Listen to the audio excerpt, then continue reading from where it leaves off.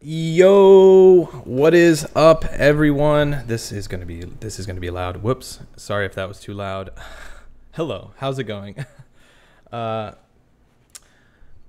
welcome to everyone joining. I'm gonna be reading some of the chat over here to people as they join. Someone said there's already 2 dislikes and it hasn't even started. That's okay. We've got 44 likes. We've got over 100 people in here. The likes are rolling in.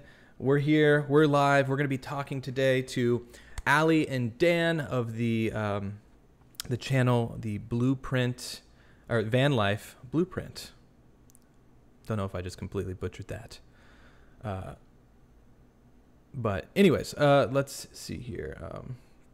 I think it's Road Life Blueprint now that I think about it. But anyways, let me get some things going here. Sorry, Allie and Dan. Please still join the show. Allie and Dan are going to be joining the show at around 7:15. So I sent them the link to join. This is my first time doing any sort of a guest situation on the show. And so bear with me, not us. It's going to be my fault if there's any technical issues, but bear with me. We're going to get them in here. We're going to chat with them a bit. And, I have some questions for them. I know that I have posted a community tab page. I'm going to be pulling that up. I did a post on my community tab, and some people had some questions as well. And so we're gonna get to chat with them a little bit, talk about their story, how their experience through all of this as well, and then we're gonna dive in and ask them some questions as well. Everyone's saying 11K. Yes, we hit 11,000 subscribers, guys. I mean, it's all of you guys. It's all of you guys that are here right now, unless you haven't subscribed yet. Which if you haven't, it's right down below somewhere. But thanks to all the people that have subscribed so far. We have done a lot of mulling over maps. We've kind of taken a little bit of a break.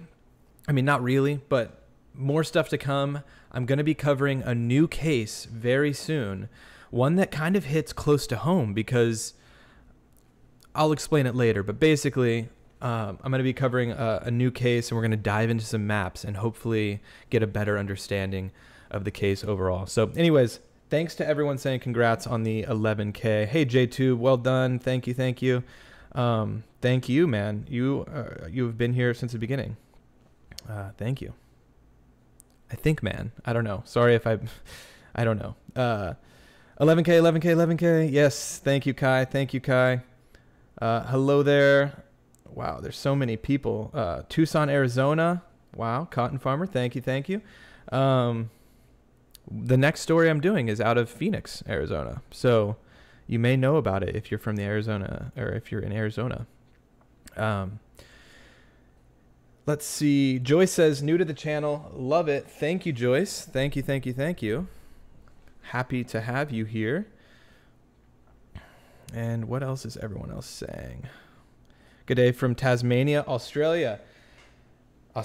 So many people viewing from Australia. I have people reaching out to me that are from Australia. I have people obviously in the comments that mention that they're from Australia. Shout out to the Australian police force and investigative team that ended up finding Cleo Smith. That's amazing. I saw that news. I hadn't really covered the story because I dove straight into the Gabby and Brian case. And so I didn't really post anything on the Cleo story, but I've been following it along. And I figured it'd be weird just to hop on because most people knew at that point that she had been found, but it's such good news. Thanks for watching all the way from Australia. Hello from Canada, Jessica. Hello. I'll be out in Canada in just over a month and a half, right around Christmas time. So Christmas and New Year's, I'll be out in Canada. So thanks for watching. We got some people from Florida. We got Lena in Pennsylvania again. I think Lena has been here before. Cindy, hi, how are you? I'm doing well, Sydney. Greetings from Jakarta. Wow. Yeah, and Sunshine says, I'm not moving on from Gabby just yet. No, I'm not moving on either. This is why, we don't really have a lot of new information to cover. But there certainly is more stuff to talk about, especially in meeting and running into other channels, coming across other channels that talk, about the case. I ran into Allie and Dan, and a lot of people reached out to me asking me to get them on the show and to talk about their experience. For those of you who do not know Allie and Dan, they're going to be joining us on the show here in about 10 minutes, a little under 10 minutes. They're going to tell their story of who they are, but basically they've had some real inside, they've had a real inside look at this case because they've traveled around and actually seen a lot of these places that they're talking about throughout the whole thing. So it's pretty cool. We'll let them do their intro, and I'm excited to talk to them.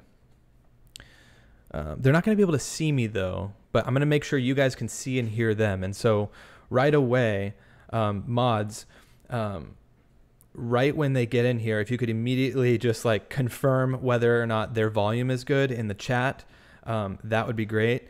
And then I will know, but I think that they should be pretty solid right away. So hopefully that's the case.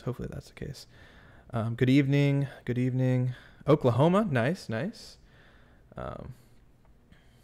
Hit that thumbs up, ladies and gentlemen. Yes, Kathy, you are right. We are almost at 300 live viewers. And we're doing pretty good. We basically have half the amount of likes, but we can definitely springboard over that 200 mark. Certainly now that we're at 300 live viewers, hit the like button, guys. Especially if you're new here. If I'm just coming across your news feeds, definitely hit the like button because it pushes the channel out to more new viewers, such as yourself, that could potentially find what we're talking about here interesting. So. Lena says, love what you do. Does that make me a geek? Well, I'm a bit of a geek, and that's okay. I had a few comments that came through that they were basically calling me a massive geek, and I read them out loud, and beautiful wife, she thought that was quite funny, and she agreed with them, and I agree as well. And there's nothing wrong with geeking out over stuff, so definitely not. Shanrock says, your voice is very relaxing. Well, thank you, Shanrock. I really appreciate that. I actually had a few people that reached out to me that said that they want me to read true crime stories, like for like a podcast kind of thing. So that could be an interesting little segment on the show or on the channel where I talk about past true crime stories and I just read. Vicky says, hello to wife. Yes, thank you. Thank you all saying hello to beautiful wife. She is not here today. She is in another state. She went off for work stuff, and yeah, hopefully she's having a good time. Will Allie and Dan be able to see the chat? If Allie and Dan open up my stream on their end, then they'll be able to see the chat. So I'll encourage them to do that, especially towards the end of when we're chatting with them. We're going to be trying to answer a few questions that you guys might have, both live and ones that you guys posted on my community page from yesterday. Yeah, I'll encourage them to check out the chat. And if they don't have access to that, if they're just on their phone or whatever, because we got to remember they're doing the van life full time, so I'm not sure their setup. I can always read and try to catch some of your guys' questions and relay them on to them as well throughout the chat. So let me go ahead and pull up. Let me pull up that post real quick so I have those questions ready to go. And we're just a few minutes away, guys. We have 350 people here. I have to say, there's some interesting. You know what? Before we get into it, let's quickly show. You know what? No, maybe not. Maybe not. We're gonna show some stuff from my trip out to the Myakkahatchee Creek State Park. Someone by the name of Jenny emailed me and said that she saw an alligator in my footage, and I went back and looked, and sure enough, there was an alligator in my footage. And so I took the video and I ran it through Premiere, and I zoomed in and I did all sorts of not balancing, I don't know, stabilization and sharpening and all this, and I zoomed in, and you can really see the alligator. So we're gonna pull that clip up later too. I think that will be an interesting thing to show you. Thank you, Jenny, for reaching out to me on that. Ginger Owl. Oh, Ginger, I remember you. Missed a couple of your lives recently. Been busy, but here tonight. Well, thank you for being here tonight. That is okay. The beautiful thing about going live on YouTube is the fact that it's uploaded after the fact. So, you know, the last couple lives have been pretty laid back. We've just kind of been going over, you know, some different theories as it relates to Brian, since we're still kind of waiting to hear the confirmation of how he supposedly died. But I'm glad you are here tonight. How cool having an alligator photobomb your footage. It was very cool. I think it was a relatively small alligator, but someone asked me how many floors I am up. I am several floors up. I'll just say that. Several floors. You can't, yeah, never mind. I don't know. Someone told me I probably shouldn't have my window open, but at the same time, at night, you can't really tell where I'm at. I'll definitely, during the day, only stream with my blinds closed. But I'm like 10 floors up. I'm like 10 floors up.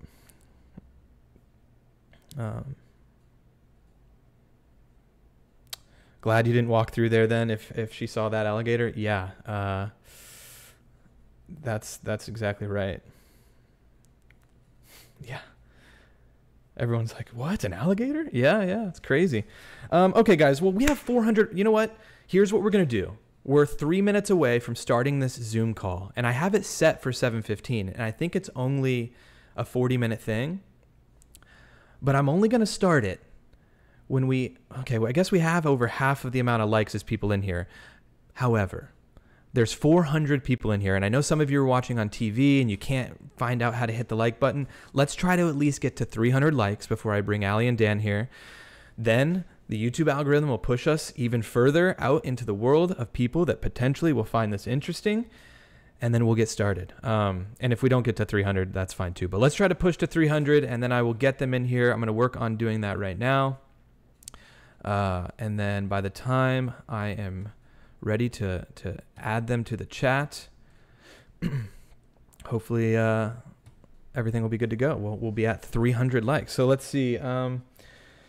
Budapest, Hungary. Wow. Caitlin, that's amazing. I used to work for a professional soccer team, and one of our players was from Hungary, Daniel Shalawi. It was very, very cool.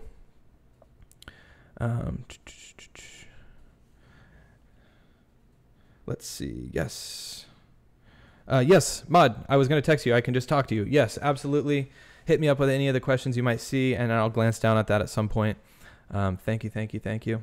All right, cool, guys. Well, we are 10 likes away from 300. Thank you to the 425 people that are here. I might do a poll later, seeing if you guys came from their channel, like how many people are here from their channel, or if you guys are all new. So, all right, let's get them in here, guys. Let's get them in here. Let me start this up. Let me make sure it's good to start.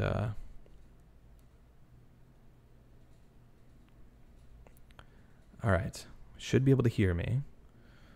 And then when they join, we'll make sure that their volume is good to go. Is there going to be a light change in the stream? First time I've been able to catch a live. You know what, Chloe? Let me know what color you want the stream to be, and I'll switch it right now. I'll wait for your comment, Chloe.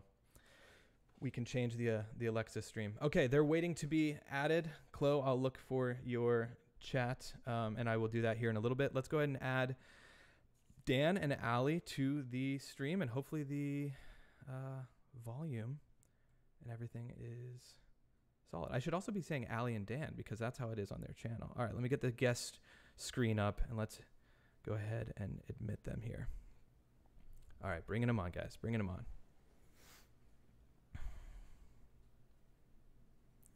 Okay, here we are. Let's test out the audio here. I can see you guys. This is great. I'm sorry you can't see me. All right, let me make sure. Oh, it shows that they're muted. Oh, ask to unmute. Here we go. There we go. All right, can you hear us? Loud and clear. Let me make sure that the... Yes, okay, it looks like it's coming through on my end. My mod will let me know if it's too quiet, and I will turn it on. But hello, everyone. Welcome Allie and Dan from the channel. Gosh, I'm drawing a blank. Is it Road Blueprint? Road Life Blueprint. Road Life Blueprint. So sorry. Yeah. I have your guys' channel listed on the guest screen. I don't know if you have this the stream pulled up, but it is no, we right don't. there. It is right there on the screen. So those that are joining the chat that are unfamiliar with either of us, they can see both of the channels and where to go. So people that are joining that are interested in this, go check out their channel. They've been covering this story for several weeks. So let's just jump into it. First of all, like, maybe just introduce yourselves and let us know who you are and maybe how you came to covering this story. Because I was on your YouTube channel and you guys have only had the channel active for like, what, a couple months now, right? So go ahead and give us just kind of the introduction. Okay. You want to start? Yeah. Well, I'll start. We started the channel because we were going to move into the van. Allie built this van. It's really awesome. And we met about a year ago in Mexico. And then we lived in Oregon for a while. And while we were there, we realized, like, you know, we have this great opportunity to travel around. And this was like mid to late August. We were talking about this. We're like, hey, let's look at the idea of moving into the van and starting a YouTube channel and documenting that. And I've done a lot of social media in the past. So I kind of had a good, you know, backbone or something like that in that realm. And then Allie has the Road Life Blueprint is Allie's program that she kind of needed a way to jumpstart or needed a way to drive traffic, or was looking for ways to drive traffic. We figured that was like a great way to kind of mesh our two worlds. Mm-hmm. And then at the end of September, when our lease was up in Oregon, we decided that's when we hit the road. And so this is the fifth kind of stick vehicle I've lived in for on and off for about 12 years. So I have a little bit of experience with life on the road, which is why I started the course to try and help people live this life too, if that's what they want to do. Just to kind of, the course is everything from where you want to put your cupboards to how to insure your vehicle and just all sorts of van life, anything you can think of. It's a very sort of comprehensive course that I put together this past summer after having so many people contact me, which I love talking about vehicles and vans to live in. And that's how we got interested in the Gabby case too. Obviously, Allie. Yeah, I'm very big in the van life community, and I just came across it and was like, I mean, I think everybody was just like, what? Right. Yeah. But I just felt super connected to her, just having, you know, lived in vans for so long, and we couldn't look away. Right. I guess is the.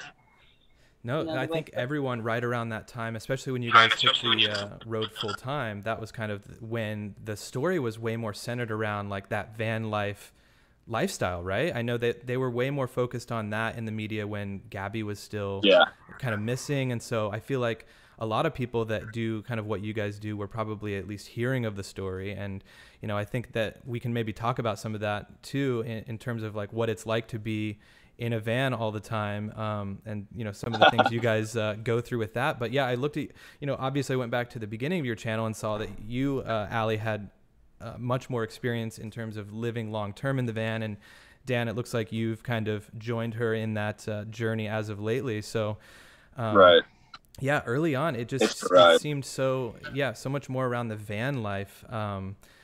Were you guys near the Tetons when you made that first video, when you guys went to the actual Spread Creek location, or did you guys decide to make that part of your first few trips?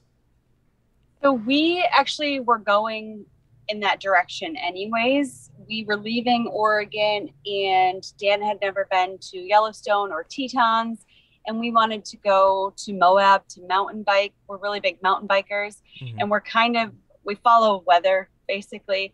So we go down south to kite until the snow gets good, and we come back here and ski. Well, back to the States, the mountains, wherever to ski.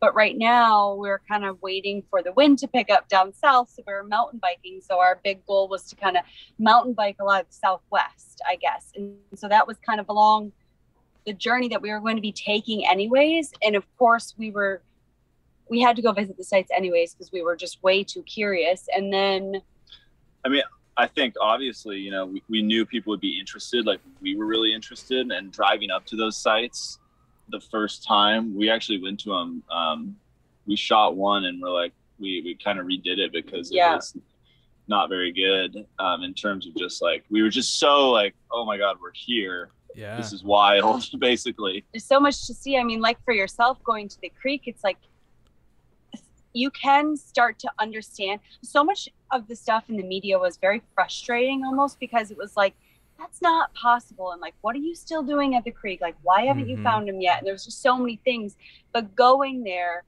really helped us wrap our head around why, you know, you can kind of understand, I guess, what was happening. Yeah, especially at Spread Creek.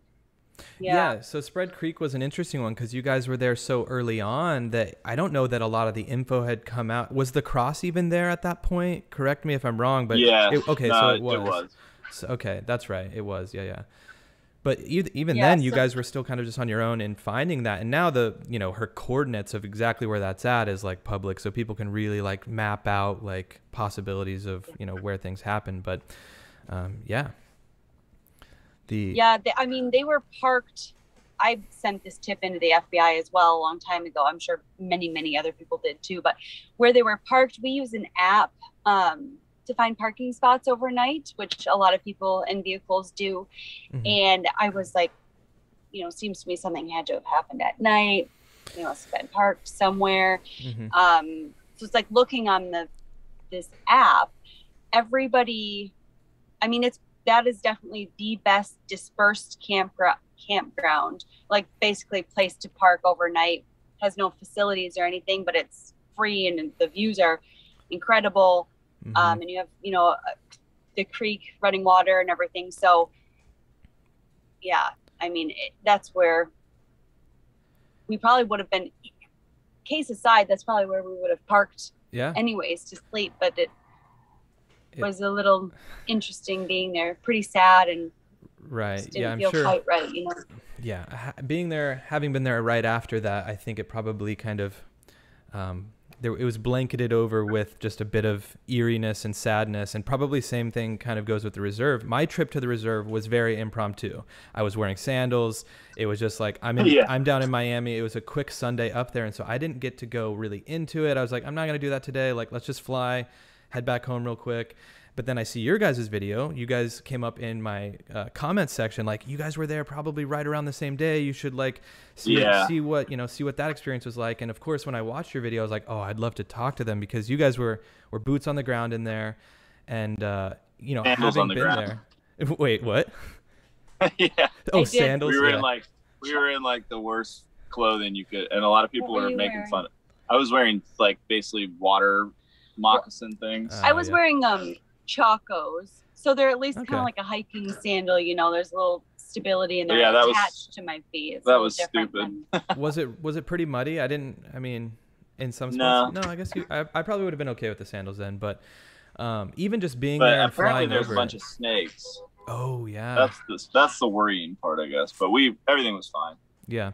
I did end up, someone emailed me last night and said that my footage, there was an alligator they ended up spotting, and I went back and looked at it, and it's in that little pool of water in that big clearing that they ended up finding Brian near, or his belongings and whatnot. And so I went back and looked at it. I'm going to show it in the stream later, but I like isolated the shot and slowed down the footage and stabilized it. And you can see a little baby gator. It wasn't huge, but it just kind of like went out into the water, and there were people hiking like right around there at that same time. So yeah, just even flying the drone over it, you can tell it's just so much more vast and like lush. And I think you were starting to say that, Allie, like talking about potentially like why they may have missed him, but still, I don't know. What are your guys' thoughts overall on the case in terms of, I don't even know where to start with this. We can dive down rabbit holes. This is a safe space to just talk about how, whatever you feel on the case. But having been to all these locations, I guess what's your overall takeaway so far on this? You go first. My overall takeaway is pretty simple. I think Brian must have, you know, I think it sounds morbid and whatever, but I think where we found the cross in the Tetons, I think she was probably like strangled in the van and then brought to that spot and hidden behind it was like in this area that was hidden. Mm-hmm. So you'd have to like go out and around and you wouldn't be out there. And I know I didn't show the footage very well. Well, I mean, that's just what that was like what the spot looked like. We kind of have different opinions, I think, maybe. But then I think based on what we learned from somebody on Monday, I guess, when we were at the Laundrie house, just kind of a random chance encounter with someone I don't think they didn't want to really be like named or anything. And it was just like a casual conversation. So we're trying to be just respectful to that person. Right. But I think Brian ended his life with a firearm in the Carlton Reserve. And there was a guy that we met in the reserve named Todd who had a good point that potentially his parents found him. And I'm kind of leaning into that because their behavior is so bizarre and so strange to like they're so cold. And especially after going there, we felt empathy for them. Like we felt like they lost their son, that sucks. And granted, there's all this other bad stuff around Brian Laundrie, but like they still lost their son. And we did feel that, like, even just being face to face with them in a sense, like afterwards. So, right. But yeah, I think maybe they found him and contacted the lawyer, and the lawyer said, like, just, leave it. Maybe. I don't know that part. Right. I'm not really sure about, but I do think he ended his life with a firearm, and that will come out at some point by the law enforcement here in Florida. So I don't know. What do you think? Well, everybody talks about, going right back to the beginning, about Gabby, about them setting up a tent in a camp spot. Well, their van was really small.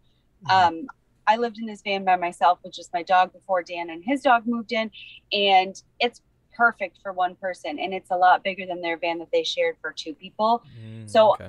I seem to think that when it was convenient and nice, they probably did set up a tent every now and again and camp outside. So I see that they could have definitely set up a tent, but they would have had to cross creeks to get there. I guess maybe it would have been drier in the summer, but it's quite a far distance. And I hate to sound morbid as well, but when somebody is lifeless, they're almost heavier. They're definitely heavier than if you're just giving somebody a piggyback ride or whatever. They're almost helping you out. Yeah, exactly. I think it's very possible he did it out there at this site that we found, as Dan described, how there was kind of like trees surrounding the cross that her stepfather made. But in either case, that's all kind of weird and fishy and confusing to everyone, obviously. Yeah. But all of his footsteps make sense. I think that he just like lost his mind afterwards, and he went to go have a shower to, shower kind of resets you, if you will. I don't think he had blood on him. I think that wasn't a thing, but I think he just went there to have a shower, and I don't know what he was thinking by hitching the two different rides, so on and so forth. But I think that he came back here and, contacted a lawyer. I think there's no doubt in my mind that A, he did it, B, his parents knew something, but they are protected by that law in Florida. And I don't know the depths of the law, but there's something to do with your parents and kid have some sort of I don't know, safety well, as far as some of that goes. But anyway, I think that he went out to the reserve and took his life very quickly, whether it be a firearms. I'm pretty sure I believe that too, because of who we heard it from, but that he took his life. And I think we went to this gator thing today. I mean, we're not from Florida, so we're doing some touristy things as well. And the guy actually said that the gators would take your body and hide it under something to like eat at it later on. So that's possible why nobody saw him floating. Right. I don't know if that's a weird thing, but it's very kind of makes sense that, maybe animals got to him right away. But I do think his parents knew he was something, deceased very soon. What do you think? Yeah. Oh man, and like you guys were pointing out, some of this is like it's hard to even say or it's hard to talk about. But I mean, there's so much mystery surrounding this that it's like we gotta talk about it to some degree to just unpack everything, because even when we're talking about Gabby, we know like how she died, but it's not even confirmed that it was Brian. I mean, all fingers point to Brian, right? But it's like, did they not get any DNA anywhere around her neck or wherever? Like, so it's just, even with that, there's so much mystery surrounding all this. So, one of my friends mentioned a theory that was interesting, and that it was Brian. Apparently, he was a registered gun owner. I don't know if that's confirmed or not. And also, did you guys see the Doug? There's like a guy named Doug live from Northport, and he's like in Northport. I think he lives there, and he's just been streaming live like every day, just like running around looking for him. He was out at the reserve on October 9th, and there's a video on his channel. I'll send it to you guys. At the very end of the video, you hear a gunshot, and he was like at the parking lot in the reserve. And some people are saying like potentially that could have been Brian. Obviously, it's also Florida. There's people that just shoot guns. Like, you never know. But some people have been sending me theories saying that he initially went to hide with a gun and later made the decision to end his life. And that, he had the backpack and the dry bag. Like, why else would you not have, you know what I mean? Like, why would you take the dry bag out there if you weren't maybe thinking about hiding out? And then, if it was to throw off his parents by carrying things, they weren't thinking he would harm himself. He could have left it in the car. So I don't know. I just was reading that chat back from someone, but I don't know. It just seemed for so long that he was like out there, like on the run, right? And like potentially he did just, it was so quick, but I don't know. But like, what was he eating? Snakes? Like, I mean, what was he eating? Yeah. Like, I don't understand. So let's say it was September. I mean, that's like 3 weeks. If it was that October 9. Mm-hmm. That's like 3 I just don't weeks think he's that smart. I don't think, I mean, even the water, maybe he had a water filter in his bags of stuff. That's very possible.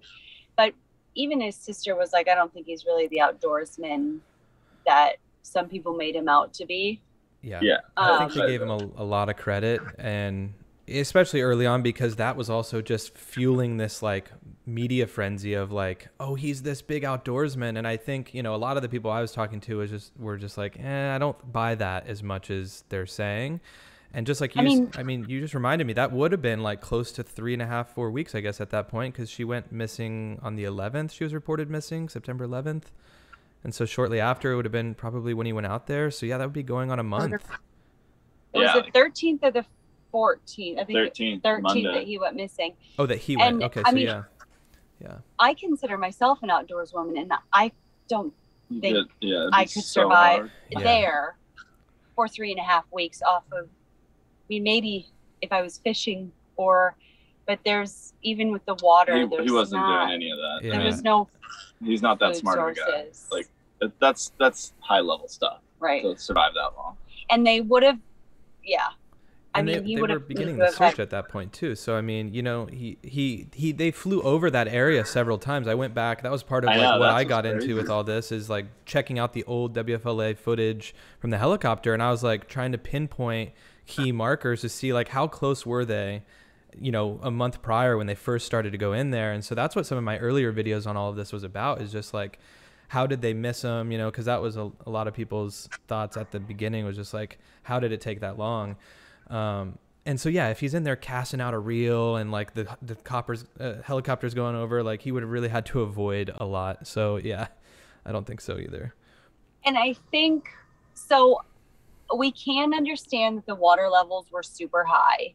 It did look like things were drying up. It wasn't muddy, but we've been told that the ground is really porous, so it sinks down under very quickly. But apparently so he got out there, and right after he went, and this isn't hugely confirmed, I cannot remember the weather from way back when, but dumped rain then on the 14th or 15th, like tons and tons of rain, which is what then it started to rise for however long, and it was super wet. I mean, it must have been wet when he was out there as well, but you know, when he first got out there. But right, yeah. I don't know. I mean, it's a very likely possibility, and you know, the guy who told us may have been told by somebody he trusts as well, and that person could have been wrong. So the gun could be 100% speculation. So. It could. It is speculation. I mean, no doubt, it is speculation. Yeah. But the way he told us, like, I mean, it just, we didn't ask him. We weren't like, hey, do you have any, like, crying, yeah. Yeah, it was just like casual conversation. We're like, oh, and so, I mean, I'm pretty sure that's what happened. I think it was early on. You know, I think I don't think his parents, like, knew he was going to go out there and do that, maybe, but maybe they got worried a few days later and went and got the car. But then why did they lie? Why was there a date discrepancy in them lying to the public? There's definitely still some questions. Oh, for sure. Yeah, because exactly. If he even just told them that he was sad about them breaking up or something, he didn't even tell them, like, the extent of what happened, you would still think, that like you just said, the whole date thing is weird. And so, there's a lot of suspicion around the parents. And there's a couple questions coming in for you guys at the end. I just want to make sure we're good on time on your guys' end right now, right? Are we good still for a couple of minutes? Yeah. Okay. Because it brings if it does come out that he did indeed have a gun towards the end there, I watched your guys' video on retracing his steps in Moab as well, and that does bring up the point where Crystal and Kylan, and I know you guys kind of changed maybe your thoughts even throughout the course of that day, seeing how far it was up the trail, the road trip. Even though it was a 42-minute drive, it's still quite the trek up there. What is that? Does that change anything if that does come out in your guys' mind about potentially him being tied to that? Or do you guys have any thoughts on the Crystal and Kylan case? Well, it is a 42-minute drive, but it's the way to get there is to find someone to take you is so challenging. I mean, it would be such a random thing. He was with Gabby. I know he was with Gabby, and maybe, I mean, that's like getting out there. I just personally don't think I don't know. Now, I mean, it's a good point. Now that I think about it, he obviously used firearms, but I don't know. I don't think he might have had a gun in the van. I wanted to put the blame on him because I was so furious with him, but I sincerely don't think it was him because with the dates, he was basically with Gabby unless for some reason they took another day apart, and then he would have needed his own car. Yeah. Right. But in my eyes, she was way too sweet and innocent. Like she couldn't have held that in. And that's just like, if she was with him. Yeah. Right. She would have had to have known. Mm-hmm. Yeah, I just can't. If it was on the date that they were separated. Mm-hmm. I'd love to know what they did after the days following their separation from the police. Mm-hmm. I'd love to know if they left town, what they like. That for me would be really interesting, just to if like you had like a credit card receipt, like, oh, they were here, like somebody was able to pinpoint even just their general location, because that would answer a lot, or that would help kind of my understanding of it. There's like 12 ish, or no, there's only 4 days from when he allegedly flew then back down to Florida to close out their on the 17th. alleged. That's right. Yeah. So there's just a few days in there that are hazy. It's like, what did happen in there? And I know that Crystal and Kylan, they reportedly sent their last text off on, I don't know what day that was, the 15th or something. So it wouldn't have worked for 14th. Yeah. It was like the morning of the 14th. Mm-hmm. And so, a lot of people speculated, oh, well, what if the night of the 12th when they had, when they got pulled over, he ended up giving her the room, and then he took the van, and then he would have had access to, being mobile at that point. I don't think that happened. But then again, I mean, I don't know if he would have been able to do it that night anyways, because what did he take the phone and then send those last texts off as like a, way to mask over it. I don't know. There, once again, that's where we go down these crazy rabbit holes. But it brings in the next question. It is wild. Yeah, and the next question, or one of the first questions here is from Shelly in the chat, and she brings up a good point here and says, how has the Gabby and, you know, the Moab murders that we're talking about here affected van life? Do you guys feel, do you think more about safety and less trusting of other campers? Have you guys thought about that much, or, you know, in light of all this? Nah. We feel very safe. I will say, though, so I spent so much time in multiple vans by myself. In the first probably 2 or 3 nights in the van,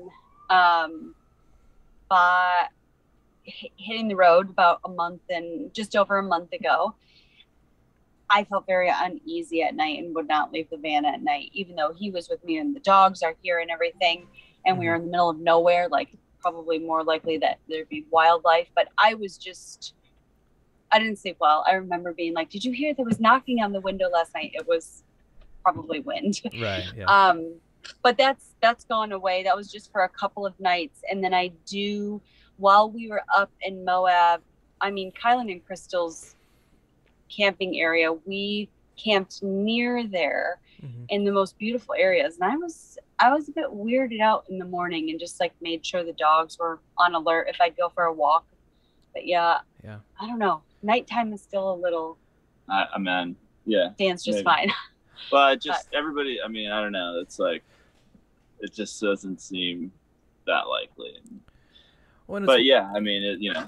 I definitely think there's probably a lot more domestic incidences than other randoms. Yeah, that would be the thing. I mean, you're in this tight space together, and I feel like I'd be more likely to see an issue with someone else because of a domestic thing than I would to have someone come attack us. Right. But, you know, better knock on wood because it could happen. Yeah. Right? You guys might just be the witnesses for the next crazy case. I mean, it could have been another group of people in van life. I mean, Moab is just like, there's so many people there on the streets that are just parking up and, you know, going to coffee shops for the day. So that you know, that's a good point. You just never know what you're going to see. But I feel like it's kind of this whole thing, and that's good that you guys don't feel like super, you know, filled with fear after all of this. It's like something like this hopefully doesn't deter people from, you know, adopting this lifestyle and going out, seeing the world, seeing, you know, all the beauty that it has.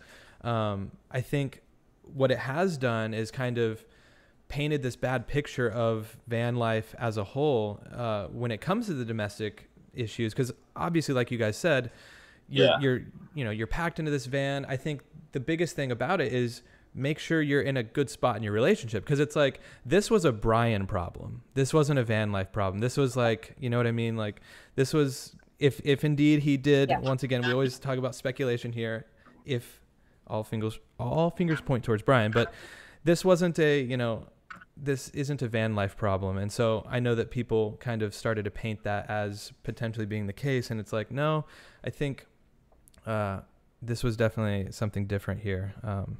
But yeah, we're gonna do a video on that when we get to Mexico, or like in this month, basically, on just like our, you know, because like we're like every couple, and I think you're married, right? Yes. Yeah. So I mean, like everybody, you know, there's always like highs and lows, you know. Sure. But when you're in a confined space like this, you know, we're going to do a video on how we kind of just, you know, communication is really important, but how we kind of just move through that life. And, you know, hopefully that'll give people a perspective that's a little more reassuring, I think. Because, you know, if you're in a bad headspace or you're in a bad relationship, I mean, you could be in a house, you could be in a van, you could be out on the street, and like, you know, it can pop off at any time. So exactly. So yeah, but we do want to like address that because we've gotten a lot of comments about it. Yeah, that's good. I mean, that's awesome. Yeah, it's good to kind of find your routine and know, you know, we'll get more into it, but kind of have your ways and outlets to make sure that it's not, it's talked about or whatever, as opposed to getting physical. I think also, you know, they were quite young I don't know Yeah. that has, you know, we're a lot more mature. Obviously, Very we've mature. gone through Very mature. different relationships. I mean, you're right, though. You bring up a good point. I mean, a lot of people, what do they do when they retire, right? They get an RV and they go across the country. And these are people that oftentimes have been married for 40 years. And so it's like, they're going to be just fine. But it's like the younger you are and you tackle something like even a cross-country road trip, let alone sleeping in the vehicle, right? Even if you're staying at a hotel, like relationships can fall apart doing that. And so I mean, you bring up a good point. Like, you're laughing at yourself there, but I mean, you guys clearly, you would know if something was a problem and you would address it from a relationship standpoint. And you know, you got to find those boundaries and figure out how to make something work. So I think that'll be a really cool video. And the fact that you guys are in that kind of community, especially if you tie it into the domestic violence situation and just kind of tie it to this story, I think that'll be something that a lot of people will find value in. So that's awesome. Yeah. Definitely. I got a couple more questions. Someone says, it's Mercy. Okay, so from Mercy, although about an earlier part in the timeline, I don't see Gabby staying alone. She was too anxious and didn't drive the van much. Do you think she stayed alone the night of the police stop? Do you think they reunited the night? Oh, that's basically a repeat. But yeah, do you guys think they possibly could have reunited? I mean, for sure they could. I mean, I don't know where she would. Those are like the details I'm dying. I would love to know those few nights in Moab. Mm-hmm. But putting it this way, Moab is a super, I'm about to say the word safe when there's all these incidences that just came out of there, but she could have found so many campgrounds to stay at. Yeah. And when she gets to the campgrounds, it's very likely that she would be by family or not her family. I mean, families. Yeah. And be by, you know, people who are there actually just camping, happy, on vacation, fun-loving people. And so I see that as a very big possibility that that's what she did. But I think one thing to know, and this isn't necessarily obvious, is that the camping is way far away from Moab. So Brian was in downtown. I mean, it's like 30 minutes to. No, but I mean the campgrounds right outside of Moab, right, kind of like the proper campgrounds, not like. Well, if you're paying for them, but Gabby probably wasn't paying for them. She may have by herself that night. Okay, I was thinking. Well, if she was paying for them, that's a different story. If she was just camping and doing van life, like kind of how we would do it, those campgrounds are 45 minutes outside of Moab. Like, to get to any free spot that you're not going to get hassled at. And then she wouldn't be by anybody, so that's a little scary on your own. That's why she would be by people. You know, if you were at the ones that we, you know, right. There's so many options. But there's a lot of options. But there's people in the general vicinity, I guess, maybe not like right next to you, like a typical campground or anything. But so she could have theoretically met back up with him and been like, okay, you know what, we had a rough morning or we had a rough day. Like, I don't want to drive an hour this way, or I don't want to drive 40 minutes that way. So like, you know, I don't know. But that is something that is true about Moab. It's very far for free spots, 45 minutes. And it's so crazy because it's like, you know, when you get into an argument, it's nice to like settle things before you go to bed. Like, you don't ever want to, you know, go to bed on a bad note, or I don't know. There's like a saying, I swear. Yeah. Turn that frown upside down. That's one of them. Like that. So it's just kind of like, you know, maybe she just had to get it. They had to reunite or something, and then maybe they both stayed in the hotel because she was like, "Well, I want to shower," and you know, I mean, so much mystery.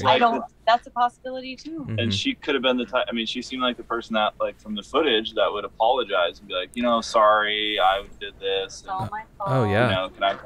So. The problem is they needed that space. And so if they did, in fact, meet back up, of course, it probably was just an immediately toxic situation of her apologizing for everything, like you just said. And so, yeah, I think there's so much. I think when you think about when they were, you know, in Moab and in Utah, there's those few days that are such a mystery that we would all just love to be a fly on the wall to see what happened.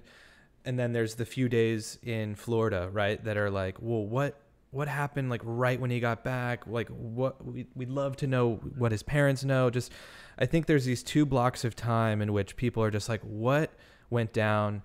That would tell so much in terms of just painting the picture a little bit better for everyone. So at this point, it is all just speculation, but yeah, who knows? Well, I'd really like to know. So they documented everything. I mean, I saw one of their TikToks where she literally just was like thumbing through like 100 or some odd like Polaroids. So something tells me they have a ton of footage. I just have no idea if the police actually got a hold of it. If people get a hold of our hard drives with what I'm doing to you on, I mean, you know, if like they would be like, this guy, I'm just kidding. Spitting all the water out of the tank, and is there? They'd be like, this guy's an idiot. No, but doing that. that's a great point. Water out of the yeah. I feel like there'd be a lot more takes of that. You only add those every now and then, probably. I feel like you probably do that more often than you show. But what is this guy doing? Why does he care about his glasses so much? It's the glasses. Yeah, but that's a great point, because you almost forget about that when they did when they got the warrant for the house. I think they had mentioned getting access to a hard drive. So it's like, you know, what kind of things, even if it'd be interesting. It would just be interesting to peer into that life. Her phone would be the most telling bit of information. But something tells me that's at the bottom of Jackson Lake or one of the rivers Jackson on the way here, you know. Yeah, could be anywhere. Someone wanted me to go and count the amount of like decent sized body of waters along his route on the way home, because I did his whole route on the way home. And because it's like, who knows? He could have thrown it into just a little lake on the side of the interstate in Nebraska. You know, it's like, where is the evidence? Can at a gas station. Oh, right? yeah. And that's what makes this case so insane, is that like he, in a way, got so lucky because he committed such a heinous thing. But like, because they lived in a van together, he could drive it. I mean, obviously when he got back, it's like, why isn't Gabby with you? But like, just having that van and being able to like, you know, drive across the country, not having to like, you know, fly in an airplane and ditch evidence near the scene of the crime. I mean, that's just, you know, there's so many, too many things that are unanswered. Yeah. Aaron, there was it looks like a journal entry that came out from Brian online. Did you see it? I saw something, and what were you gonna say about it? Because I don't know if I really saw. I don't know if it was real or not. A lot of the comments were saying it wasn't. It just doesn't look real to me. I mean, it's like, it says something like. So initially I was like, his father wrote it. His father planted that wet bag. Yeah. Honestly, still could have done that. Very well. Yeah. But to me, it didn't, like, it's not really a suicide note. And why, if you're going to kill yourself, why don't you just give the details? Yeah. You know? There's a lot of people talking about that too. Like, why did he wait to do it then? Like, why did he drive 2,000 miles back home to do it? You know, I don't know. There's also a lot of people around this case that have like just made fake things up as well. And that's a lot of people in my chat are like, be careful what you're showing on stream, because, you know, and I always like say, let's take all this with a grain of salt. Like, this could just be fabricated for clicks, right? But that's why it's like every single thing around this case is a mystery. Like the phone, the notebook, everything. There's like no evidence, even just if there was a gun at the reserve, like where is it? Did he shoot himself somewhere further away and he was dragged to where he was found? So it's like, there could be a gun 200 yards away that they just completely overlooked. I find it to be odd that the reserve is open. It was open so quickly after, but maybe they did the search like that they needed 2 days later or something. Right. So it's just, our guy Todd from the video was there. Like, he was awesome. Literally a couple days after it opened. I think the day it was open, the next day when it was opened, he was there. And I mean, he was awesome, but he said there was all sorts of debris. And I think people picked it up and took it, because when we met up with him a week later, he said it was all gone. So I mean, there could totally be other stuff that's like, you know, a couple hundred yards away. Yeah. He was great to run into, right? I mean, he seemed awesome. He was a legend. Yeah, he was awesome. One thing that we didn't want to do, and like with our last video, we said like we got some inside info, but it wasn't like the only reason. Like a few people have emailed us and asked us like, hey, was it this person? And there was like a few like of the protesters out there. Like I would never post information from someone if I didn't explicitly trust their source. Like, Yeah. And so, you know, the person that one of the emailers said, I was like, no, it definitely was not that person. Like, it wasn't someone where you'd be like, I don't know if you should be taking that person's credibility. I know who you're talking about. Yeah, there's a couple people that kind of in that same area. light. Like, we didn't want to post anything that was like blatantly false, and a lot of the stuff was all kind of our just reaction to being there. Yeah. And that was really the only kind of information we did feel comfortable. Oh yeah, feel comfortable sharing with people. Even in the way you guys shared it, you weren't saying like, guys, we know for a fact this is how it is. Yeah. This is who told us, and they're the Laundrie's best friend. It's their neighbor. Like, it was just like, you know, that's just how you have to be with all of this stuff, is take what information we have and just say, you know, I don't know if this is true, but we can dive deep on it and flip it inside out and see if it fits. But yeah, that maybe one more quick question. I know that this chat may jump off in a moment. We'll share one other thing. Oh yeah. For people, we got an email from someone in Gabby's family, and we're both pretty. The way the email is written, they weren't asking for anything or anything like that.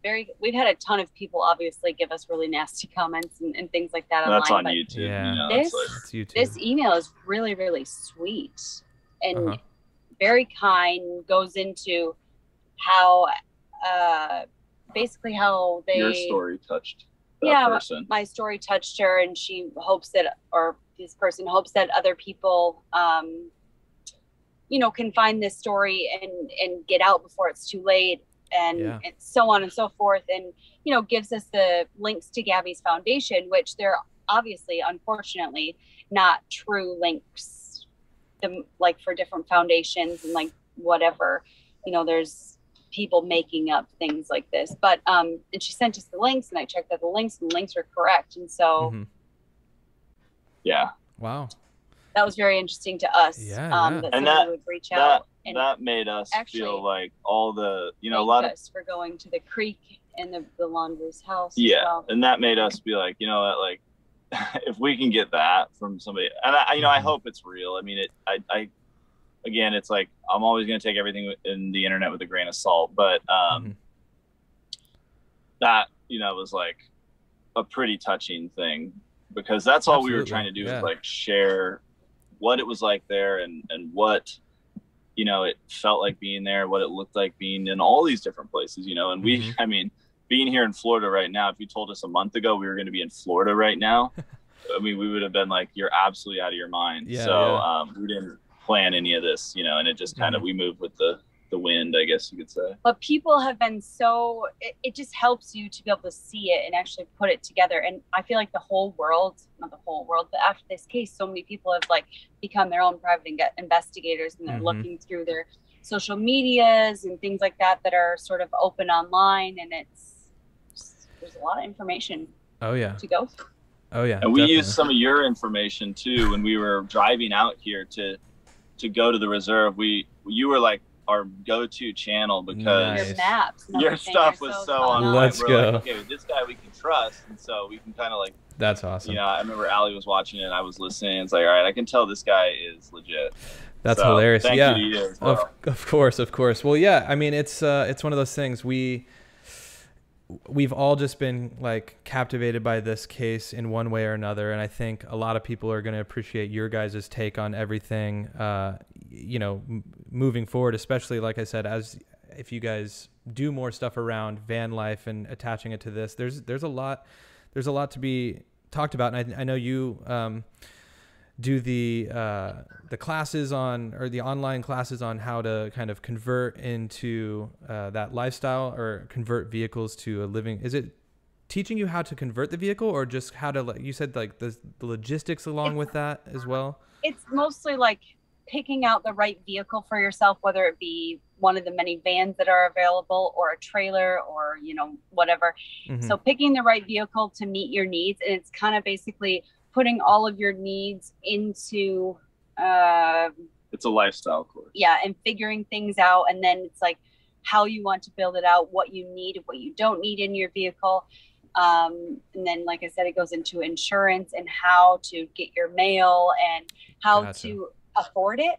I think that's probably one of the biggest parts is how to, you know, make it fit within your lifestyle and your current commitments and things like that. And because you were doing the renting thing for a while too, which I thought was kind of interesting. And then now you guys are obviously full time, but wow, well, that's awesome. I know that there was a couple more questions. I feel like we're going to get kicked off. I feel like Zoom is like 45-minute minimum, right? But we've hit 45. So I don't know if you have time for one more quick question. Yeah, if you guys got questions. Okay, there's one or two that came in. JTube says, do you guys keep in touch? And this may be as of lately, since you guys have started this channel and kind of built a little following around this case as well. Do you keep in touch with any other van lifers, especially maybe ones that do social media, about what's going on the road, like the Bethune family? Have you guys reached out to anyone? Has anyone reached out to you in this van life community at all, or are you guys still just making videos? Not so much. No, I mean, we have a ton of people sending us information every day. It's great. We love it, but it's like there's so much to sift through, you know, and it's like you're kind of just picking and choosing what's interesting and relative. And well, and also we have our like kind of a rigid schedule. I mean, somewhat rigid, like where we're going to be. Like we want to be in Baja for this period of time, then we're going to be that. So we're not like we're you know, we have some leeway in where we go, but we also kind of are following a structure. So if we were maybe, you know, obviously I'd like to connect with more people that are doing this and meet up. And we have met a lot of van lifers on the way. Right. But yeah, maybe that'll happen as we get, you know, past the winter and see where we end up next and what people. I feel like I'm hopeful that more information is going to come to surface and then we'll decide what to do with it then. Well, yeah, hopefully you guys continue to obviously cover stuff around this case, since you guys have been some of the few people that have really been in all of these locations, aside from, you know, the media here that has kind of done their stories. That leads into the next question is, do you guys plan to kind of, I know you jumped on the Alec Baldwin case and kind of went by that area. Was it Alec Baldwin, the story? Yeah. In New Mexico. Is the plan to kind of merge these, you know, current events and stories and try to maybe hit locations as you're already going to be out on the road and kind of tie that into the channel in that way as well? I think it's a good question. I think if it's a place where we can add value to people that can't be there, and that's kind of, you know, in the Alec Baldwin thing, we're like, hey, we're here to be there. Like, let's just go check this out and make this video. And, you know, because that was a weird thing too. And so, you know, I think that would be like, for me, I always want to make content that I'm interested in watching. For sure. And so seeing it places from a non-mainstream media perspective, even if it's good mainstream media, like WFAL, it gives you a different perspective. So I would like to do stuff like that. But in saying that as well, I personally do not want to follow only murder mysteries. Yeah. I don't sleep great at night after we go do our sort of like investigative days, and I don't want to surround myself with that. I'm not that into crime. I'm just very, very, very interested in this case, and obviously some others as well, but it's just like, right. Well, this one hits a little close to your guys' lifestyle, so I feel like it matches, and it's obvious why you guys are interested in it. But yeah, when I saw the Alec Baldwin thing, I thought, oh, this is so cool. Like maybe they're gonna, since they can utilize this mobility of just popping around. Exactly. I mean, definitely, especially if, I mean, I feel like you guys could do so many different things with your channel by, you know, showing up at the location that they filmed this cool movie or whatever, and just kind of trot around and vlog the day. Yeah. You know, I follow a few people that do similar stuff where they visit locations that they filmed movies at, and it's like, that's really interesting. They like try to match up shots and stuff, and they don't even van life. They just travel around and do it. And so I feel like you would have a leg up on just like potentially hitting things along your route that you'd be going anyways. So that's cool. That's cool. Yeah. Well, I'll definitely be continuing to follow along. We've got one more question here, or two, because this is a big one that I had as well. Dan, you were able to say something to Chris Laundrie a few people are asking, what did you think of his comment to you? Because, I mean, look, they've been silent for the better part of a month. I know that they've said something of similar note to media, but what did you say to him, just for those who don't know, and what did he respond? Because I know it was all very quiet, but you mentioned it in your video. Yeah. I was telling Allie, like, maybe last night or 2 nights ago, I wish I had gone in with like more humor, because I wanted to break the ice with him. And like, we genuinely felt empathy for them, and especially when we like saw them drive by us, because they drove by us a couple times. I was like, man, this is like a little outside my comfort zone, you know. It's like, and you know, people in the comments on YouTube were saying stuff too about kind of being there and, you know, if it's appropriate. But so I wanted to, we both said, like, you know, we wanted to give condolences, you know, for the losing their son. Like, universally, that's a tragic thing. But I had wished I kind of had like opened with a little more humor, because I feel like if I could have like given him something that he's never had before, like somebody like kind of, you know, I guess snapping him out of like his defensive mode. And so that was kind of that strategy, and it was genuine. It wasn't like a strategy, but it was a genuine, like, hey, let's see if we can get him to open up, or to not having almost normal conversation. Yeah, to like, just, we're not like, going to drill him with, to like, just see what happens. Where's Brian? Yeah, right, you know? for sure. We were not going to do any of that stuff. And the only change I would have made has been like gone up and like made, you know, maybe made fun of my hair or something like that, trying to get him like out of his mind into like his body, I guess you could say, and like being in the moment and kind of connecting on a humor level, and then saying, you know, we are sorry for the loss of your son. And then it was like, what question, you know, like, what can we say after that? And it just kind of, I don't even, you know, it happened so fast. Oh, I can't imagine. Yeah. But basically, he did say, I guess he said, "Are you out of your mind?" And no, I thought he said. I think there's been a lot of people that have said he said, "Are you out of your mind?" So he probably did. And I just thought he said, "Do you mind?" Okay. Yeah. So he said one of those two things. Out of your but mind? I mean, it was intense. I mean, afterwards we drove an hour. You know the area. We drove an hour south to like North Naples after that to be with her parents, and I mean, we were just like on like a weird level, like, you know, we were just like, wow, I just cannot believe that happened, like kind of processing a lot of emotion after that. And you know, well, you know how many times you've seen that house, you've seen photos of them running from their car into their house, and surely she did run right inside. But Dan said to him, what did you say to him?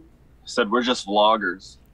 Yeah, but you said, you know, we're sorry. Well, I said, we're sorry for the loss of your son. Yeah. Which was good. I think the fact that you weren't a group of people screaming at them that, you know, they've seen in the past, maybe he was just like, what's, you know, regardless of what he said. And like, I think that they were probably just thrown off a little bit as well. And you did say that, which regardless of what you guys think in the chat of like how this whole thing went down, like you guys said, they lost a son as well. And so to at the very least say that, I think was a good thing. But man, imagine if you guys would have been the ones to have him say something that was just even 3 words, like that no one's heard yet, right? So it's just, we don't know, you know, something like that. Right? Like, yeah, just like, please get out of here. We don't know anything. Yeah, because oh man, their lawyer would have called them so fast when he saw your video. But yeah, we got one more video we're doing either tomorrow or Saturday, and I hope it turns out to be in a really interesting video. We're gonna see what happens, but we kind of have a strategy going in similar to what we just discussed. So we'll see what happens. It's not going to involve the parents or anything, but I'm sure people can guess at where we're going next. But we are going to do one more video before we ditch out of town. And hopefully we can provide people with something that's worth watching. Yeah. Well, I feel like that's a good segue for the people watching that may not already be subscribed to the Allie and Dan Road Life Blueprint channel. Guys, I've linked it in the description of this live stream. It should be one of the first, I think it's the only link in the description. So to the almost 1,200 people that are in here right now, if you're not following them, go check out their channel. They're going to be dropping, it sounds like, another video that relates to this case. Did you say Monday? Sunday. Oh, Sunday. Okay, so coming up soon. So go give them a follow. Allie and Dan, thanks so much for hopping on tonight. I know that there was probably some questions that I missed. We could go on and on about this. Maybe someday when we know more about this case, and maybe we can do this again, right? A few months down the road, you guys have gone out and made some more content. I feel like everyone's going to want to just chat about this once we know more. So maybe we'll have to do that at some point. But until then, I appreciate you guys for taking the time tonight. I'm going to check the chat and make sure there's nothing else. It looks like, everything's good. But thanks again. I really, really appreciate it. Thank you. Thanks, Aaron. Thank you so much, Aaron. Yeah. Absolutely. Nice to chat with you. Yes, you guys as well. All right, guys. Keep up the great work as well, man. Yeah, thank you very much. Allie and Dan, Road Life Blueprint, guys. Go check them out. Thanks, guys. We'll talk soon. Alrighty. Yep. See ya. Bye-bye. All right, guys. Hopefully, oh no, did I go away? Oh no, I'm here. I'm full screen. I'm so sorry if my mic was quiet towards the beginning of that. This was my first time having a guest on the show. This time it was 2, and I could hear them really well. So hopefully you guys could hear them more than you could hear me. Like, it was more important for you guys to be able to hear them, and I didn't see any issues coming through talking about being able to hear them. So that's great. I really enjoyed having them on the show. We're going to continue to talk about a couple of things tonight, so stick around. I want to quickly say thanks to DC for the $4.99 super sticker. I saw that come up. Thank you so much.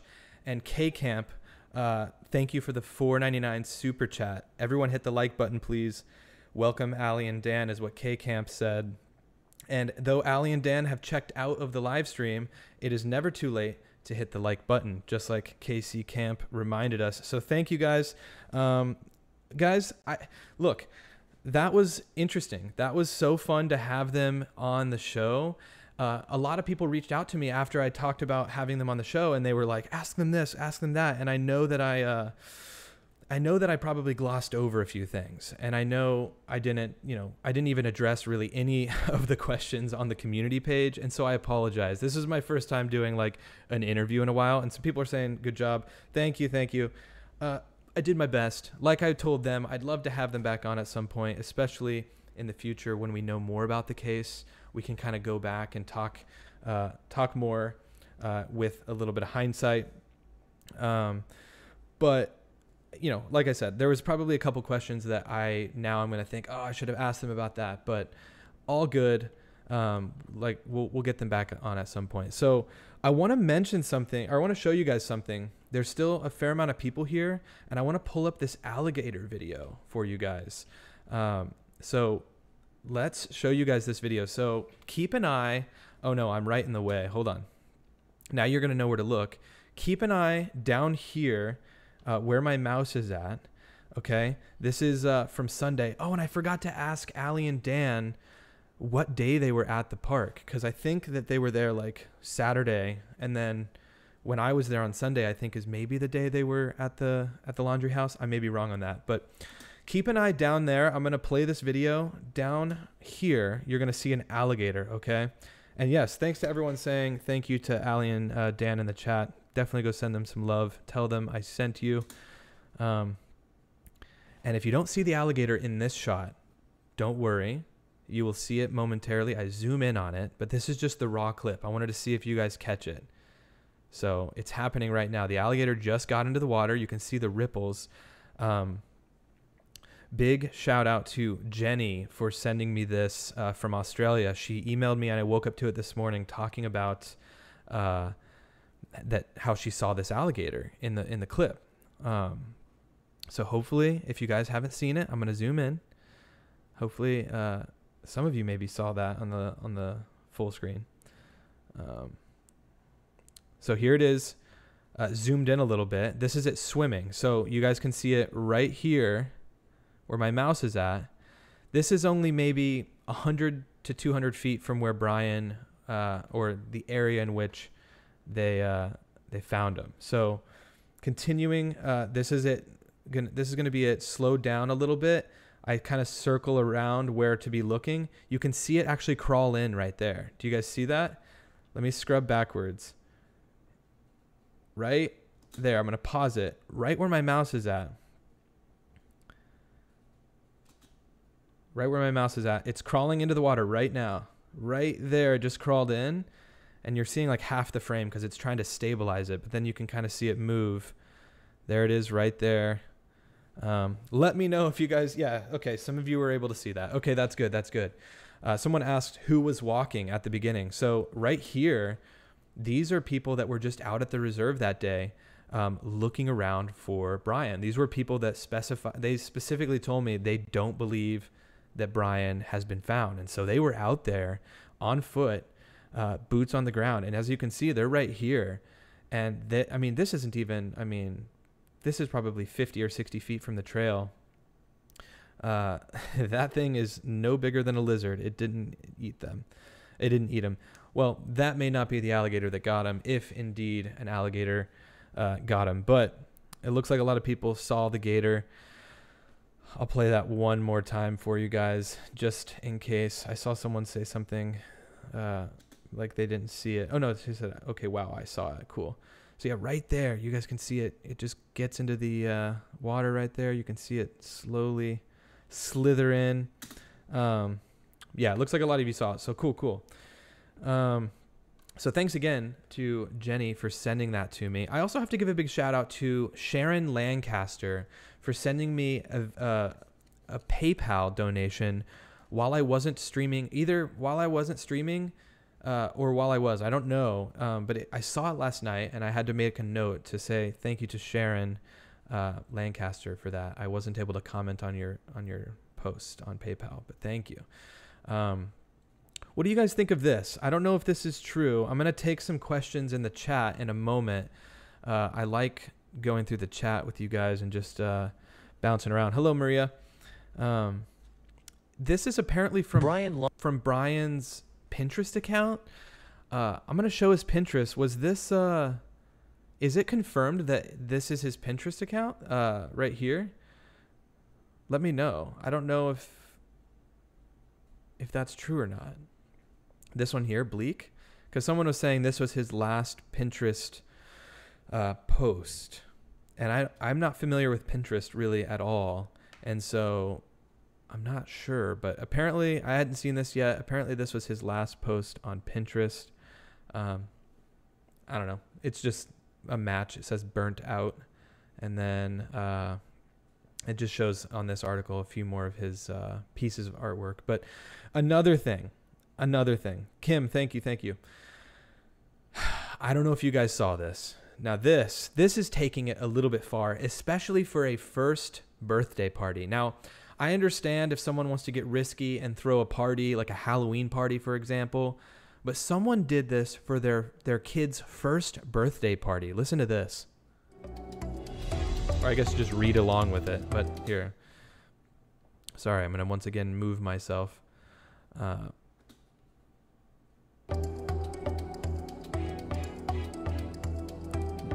We don't really need the music, guys. Pictures of the party show a skeleton lying on a table that's been covered in, I don't know, gummy worms with the name Brian Laundrie next to a tombstone, on a tombstone. And obviously this is, this is going to be a divisive thing. It says the post was quick to divide users online. No matter how you spin it. So someone says your daughter has cool parents. Jill thinks it's cool.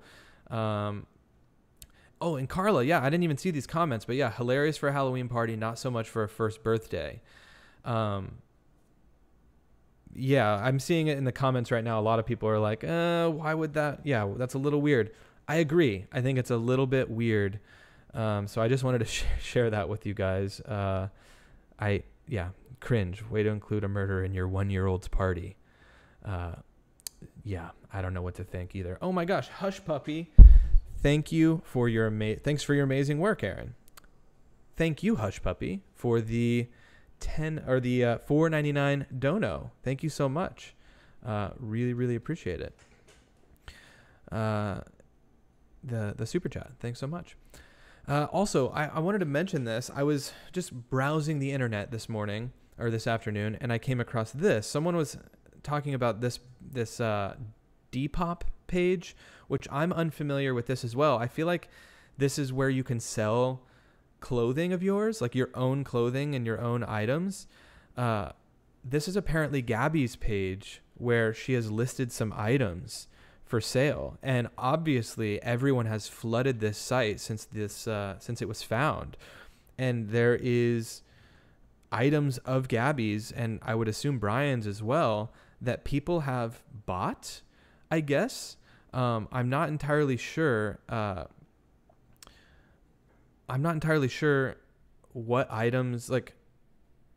What items were sold prior to this happening, but like, look at this. This is Gabby in the photo. If it will load. This is her, right? This is her tattoo.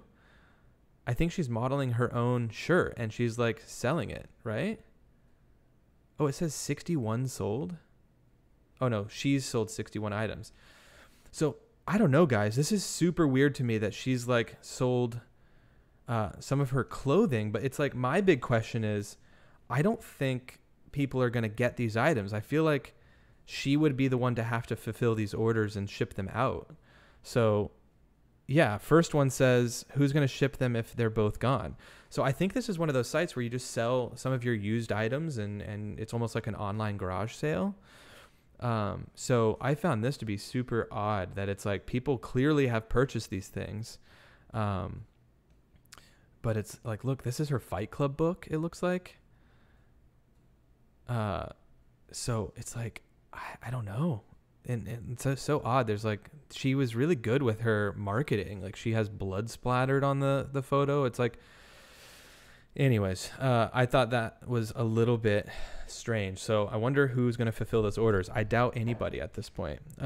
K-Camp, I've been watching your videos and I feel like you do the best in-depth work out of anyone covering this. Thank you for all your work. Well, K-Camp, thank you for following, and thank you for the $9.99 super chat. And thanks for the one from earlier as well. Thanks for following the channel. I'm curious to know, how did you find the channel? Did you find me through Mel? Did you just kind of find it through the YouTube algorithm? I'm curious. I'm always curious on that. How people have found the channel in the recent streams, because YouTube definitely has been pushing the channel out to some people. But anyways, thanks for the super chat. Really, really appreciate it. Okay, guys, there's basically 1,000 people in here, and there's a pretty decent amount of people that have liked the video, which I have to say, thank you guys. But let's go ahead, and if you haven't already, just give it a little tap. Just a little tap. Just tap the like button. I'm pretty sure it's free to do. If it's not, I'll reimburse you. You let me know in the comments, but I'm almost 100% sure it's free. Also, JTube, I see you commented. I didn't mention the dry bag, and I know you've mentioned that several times. That's one of the things I glossed over. What did you say here, though? Slight subject change. Do you go on Flight Radar 24? Playback for 18th September shows the chopper was circling exactly over. Yeah. I use a different app than that, JTube. I use a different app, but I was tracking the helicopter on the same day that they were out there as well, and I was kind of seeing where they were at. So speaking of different apps that I use, I recently subscribed to a new app called All Trails. Now, this is Spread Creek right here, and I think this is going to be an interesting tool in order to look into not only more of this case, but future cases that maybe have something to do with like public and public parks and trails, because you can look up different trails and they'll show you elevation change. They'll show you, I mean, right here I have 3D mode turned on, and this is Spread Creek right here. And I'm just kind of getting a lay of the land, and it gives you an idea, almost as if you're there, of just like on his way to Coulter Bay, for instance. He wouldn't have been able to just go straight through unless he hiked over a mountain.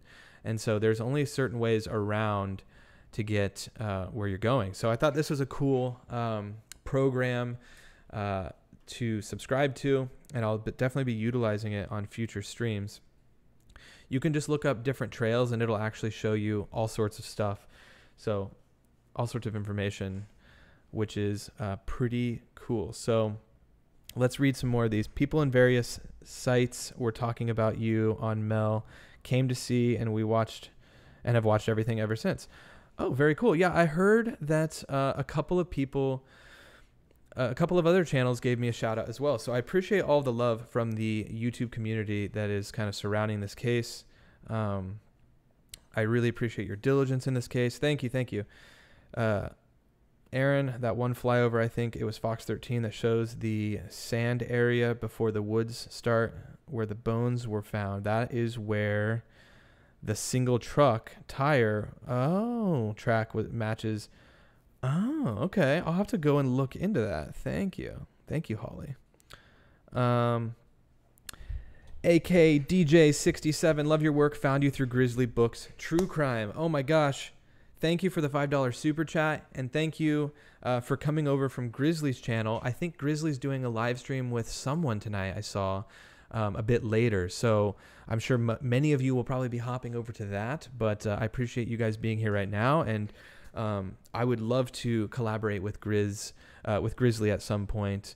I think I reached out to her and mentioned that we need to dive into some maps together. I think that would be cool. Maybe split screen and just kind of dive into a case and just look around at different things. I'm sure we can make that happen somehow. Figuring out the technical aspect of that, of course, would be the first thing to do, but that would be great. Also, my sister messaged me and said, "You're wearing a polo?" Yeah, I'm wearing a polo. I need to do laundry, and this is the only shirt I had really that wasn't that didn't have any logos on it, and I didn't really want to wear a lot of logos. So I'm wearing a polo. Thank you very much. I'm dressing up for the stream today. She's on Tyler Feller's stream shortly. Oh, cool, cool. Found your channel from Mull. Great, great. So a lot of people still coming over from Mull. Allie says, you are great. Your integrity makes you a rare find in a world where people can be so misleading. Gavis is my source to you. Oh, cool. Yes, Gavis Concon. Yes. He is great. He was someone I was really following his timeline early on in the case because he had made like a really big timeline with the Gabby case. So Angela says, a good app for having protection is called Noonlight. Hold your thumb on the app and release when you make it to safety. If you don't put a code in when releasing, cops will come to where you are. Interesting, Angela. Thank you for that. That's anyone in the comments that that needs that kind of protection. Check out Noonlight. Aaron, he could go straight through from the creek.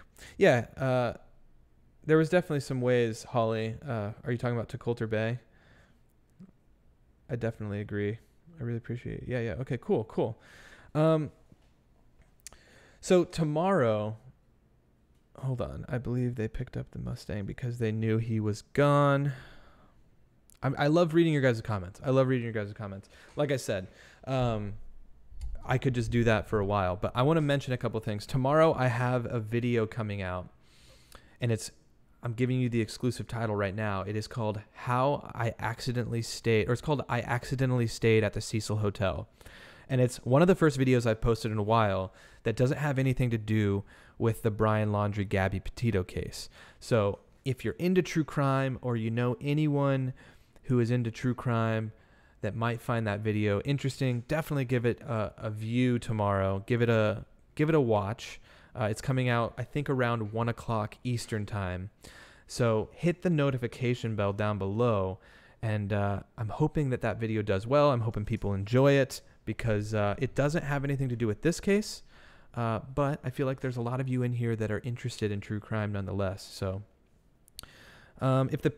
Terry Stevens, thank you for the $10. If the parents knew where to find him, why did they not go and look at it when they picked up the Mustang?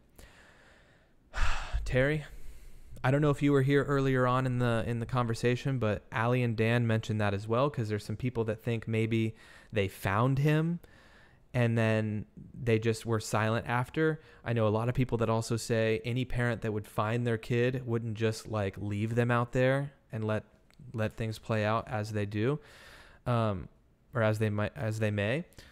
But you bring up a good point. If they knew his favorite spot to hike and they saw the Mustang and they knew he was out there and he was upset and all these things, why not go look for him?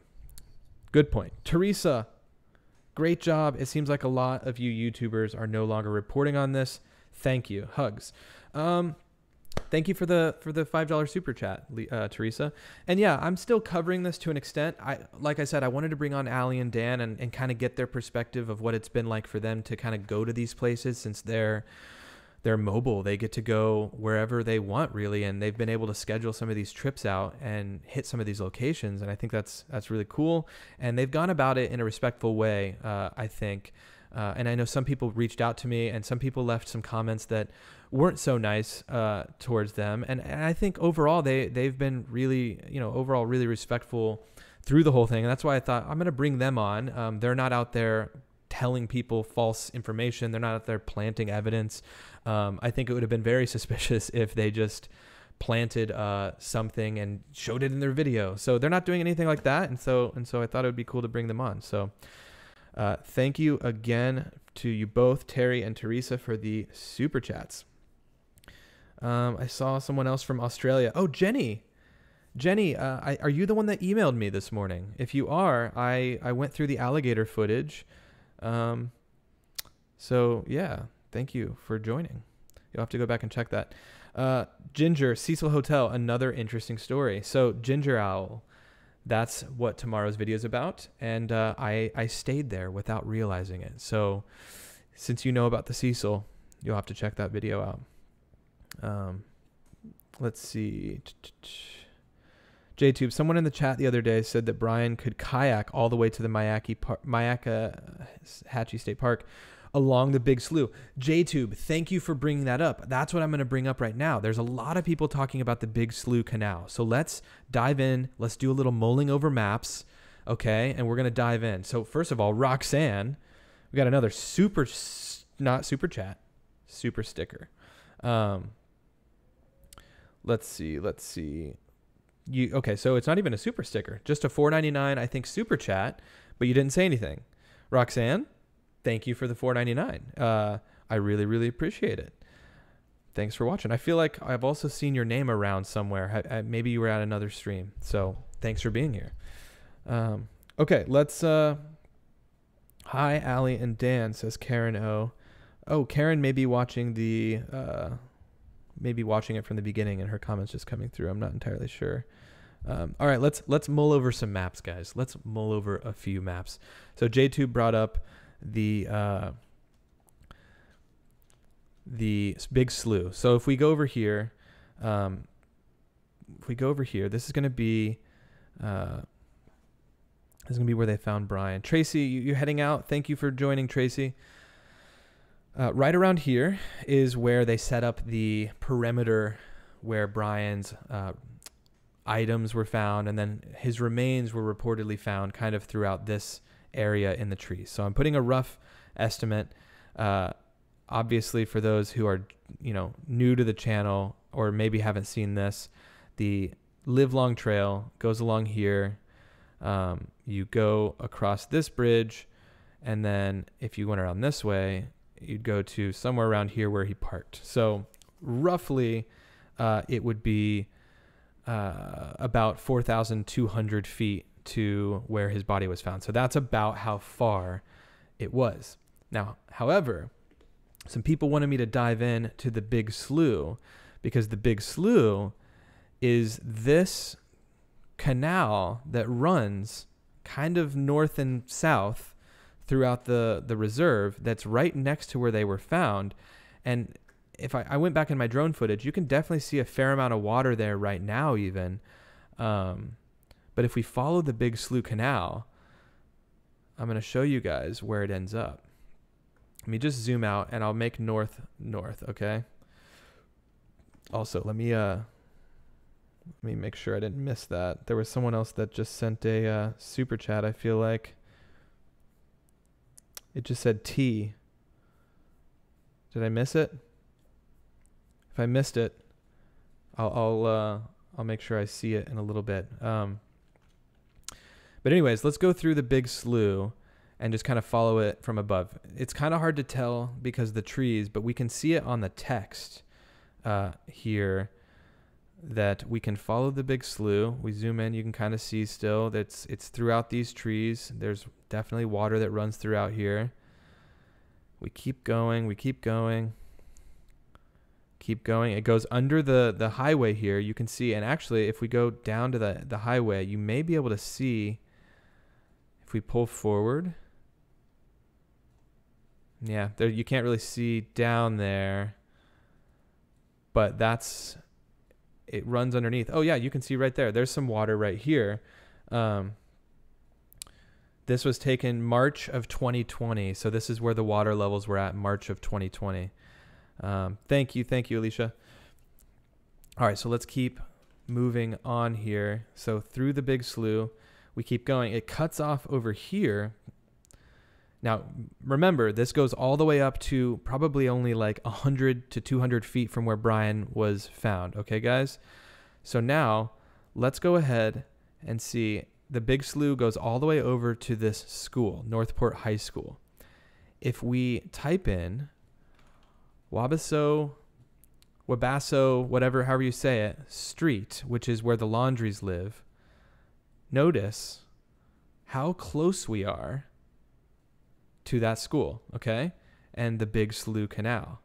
So the Big Slough Canal, if we map it from here to the Laundrie's house. Now, guys, we're just purely speculating. We're just doing this because we're mulling over maps. We go back to that address or that street. Let me go back, actually, sorry. Yeah, boom, right here. It's closer than I thought. The Laundrie's house, if I show you guys on here,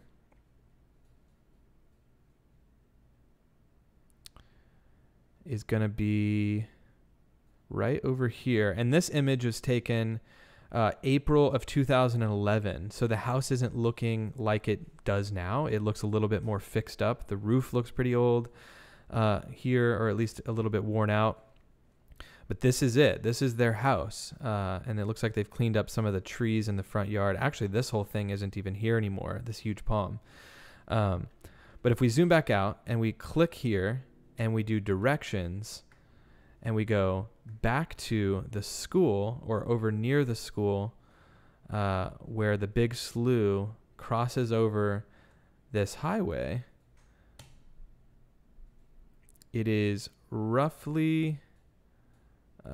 driving directions 1.4 miles. So this is, a lot of people wanted me to map this out. This is the distance, and if we do hiking, it would take about 28 minutes to walk from the Laundrie's house. You would have to go west,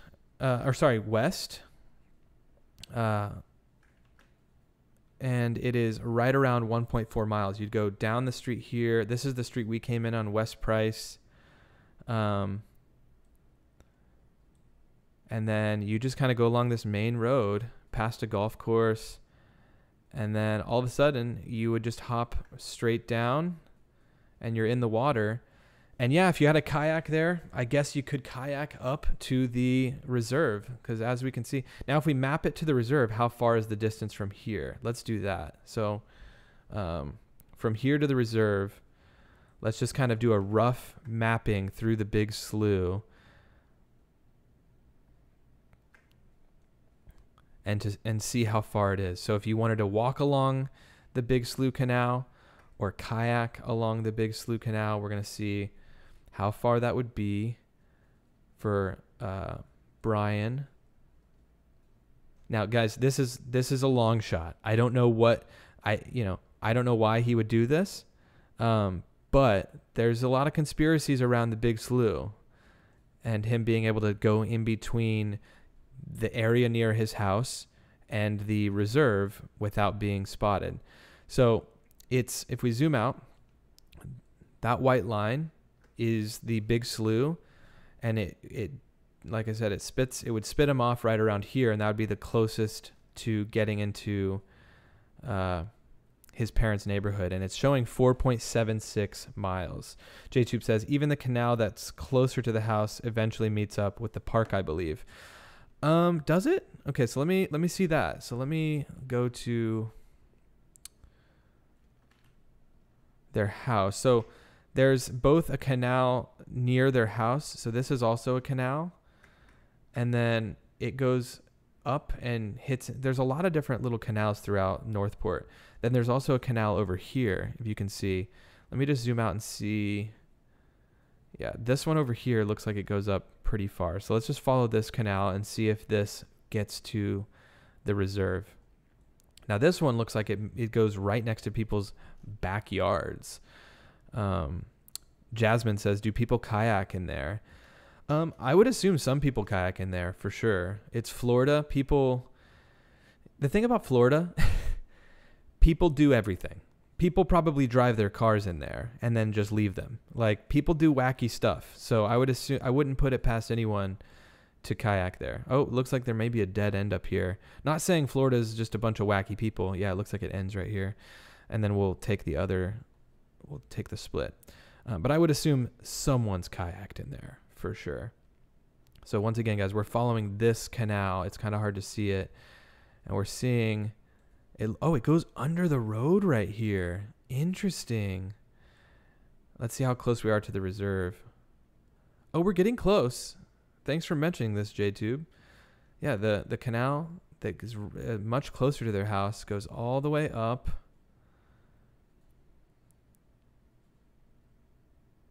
to here. And it spills out into this canal that goes all the way down to the entrance to the park. Look at that. This is that canal right there, which in my video, my YouTube video, that was me taking the drone out there, that area across the bridge, which would have been like right here, it was pretty full of water. The day that I went, it's right down here. Yeah, you can see along the road. It's pretty full of water. So you could technically go on kayak from here all the way down and all the way to, let's see where that was at by the Laundries to see how much closer that would be. It would get you right here, right over here. So like you would get off right here on Price Boulevard, and then you would go to right around here where the Laundries live. And the walking directions for that is going to be 0.6 miles, 0.5, roughly about half a mile. So it's pretty interesting. If you went off to the east, you could, theoretically, you could get it. You could get there. I don't know, guys. So that's going through that theory, the canal theory.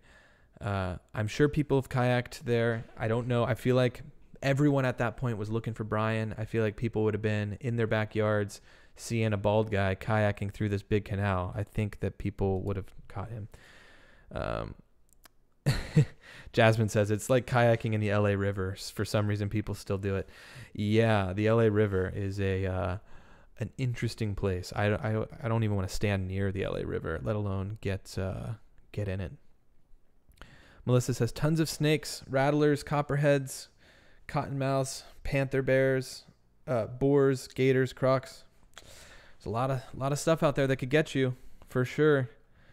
Holly says, Aaron, go left a little bit further before you start going that way. Go past the police station. It's right next to the Publix that used to work at. It's at Bridge at Price. Go left a little bit further before you start going that way. Publix. I'm not quite sure what you're talking about, Holly, but I'll look into the Publix that's in the area. Okay, so the Laundries live literally right here. I would assume the Publix you're talking about is this one. So are you referring to...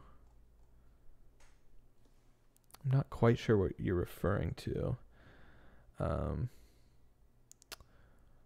You may be talking about this canal, because there's also this canal, and we can definitely follow this And this connects to all the other ones that we were, I mean, it connects right over here to that one. So yeah, he could have gotten in over there. And yes, real quick, we got less than 10 likes to get to 800. Smash it. Allie just reminded everyone. Also, thank you to Allie for being a wonderful mod, keeping the chat going, keeping people engaged, and reminding people to hit the like button. So there's over 800 people. I know a lot of you have already hit the like button, which I really appreciate. But let's get it to 800. Boom, someone just got it over right there. Just like that, we're at 815. My goodness. Ask and you shall receive. Thank you all. I don't think we're going to get this one to 1,000 by the end of the night, just because we're now under 1,000 viewers. But that's okay. Maybe by the end of the night, when people are rewatching the video as they come see the on-demand version that we'll publish, maybe we'll get to 1,000. But I appreciate you guys getting it past 800. If there's anything else you guys want me to chat about, leave it in the comments. I kind of went through a few of the things already. I mean, there's some people that really want me to go dive deep into the Spread Creek stuff and go kind of along where he would have had to hike. I feel like I kind of did that already. Not quite sure why my alarm is going off for 8:47 p.m., but it is. So I don't know. I don't know if we'll do that today. I might look. Let's just look in the chat and see what people are saying. I'm going to pull this up over here, and we will go from there. So let's pull the stream up over here.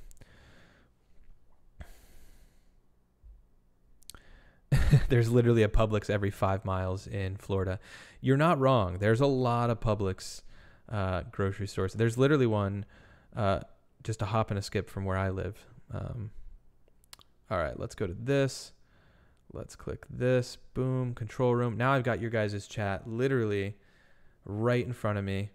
I can see it. I have, when I had Allie and Dan in here, I had just my MacBook going. And I can see all your wonderful chats coming through. Now I'm going to throw this over here, and I can see right in front of me now. So let's see, what exactly is Publix? It's like, is it like a Dollar General or a Walmart store? It's more of like a grocery store, like a, I don't know how I would describe it, but like a Kroger type store. I don't know what is really at your location where you live, but it's more of like a Kroger type store. All right, let's see what some people are saying. And then we're approaching 9 o'clock. So we're approaching the 2-hour mark. But I like diving into the chat with you guys, because I feel like when I'm chatting about a specific subject, or like when I was talking to Allie and Dan, I wasn't able to really see. Miss Wee Lassie, it's almost 1 a.m. here. Great live. Loved all the chinwags and looking forward. From Scotland. Looking forward to your video tomorrow. Thank you. We'll get some rest. Thank you for stopping by. And yes, definitely we'll see you at the video tomorrow. Rana, Jane, yes, it's like a supermarket. Yep. It is more expensive than a Walmart by a little bit. You're right there, cult member. Deb, take calls. Take calls maybe. Deb, I need to set up a way to take calls properly. If that's something that you guys would be interested in me doing, like live calls, since we haven't gotten new information around the case, I think the calls thing could be cool, just because it would be cool to talk to some of you guys and hear some of your theories. So I'm trying to get that set up. I've reached out to a couple people to figure out setting up how to set that all up. I think I can do it relatively easy just on like a Zoom link, and then like admit people as I see fit. But I don't know if, I don't know. I'd have to set it. Obviously I just did a call with Allie and Dan, and we just did that on Zoom. But I'll have to try to set that up properly soon. Easiest way to see the police station is pull up to the police station and put the canal in there as a path from the road. Okay, so let me go to the police station. Cindy, great live, Aaron. Thank you, Cindy. Really appreciate it. All right, so we have the police. Wait, we need to get the police station going. Deb, Mel can help you. Yeah, I reached out to him about that. I reached out to him about that. He suggested a couple options, so I'll have to look into that a bit more. Yeah, I heard about StreamYard as well, Lost, but I think, yeah, I don't know. I think I'd have to be live on StreamYard. I'm not sure. So what's the story with the police station? Because here's the police station. Are you just talking about how close the river is to it, Holly?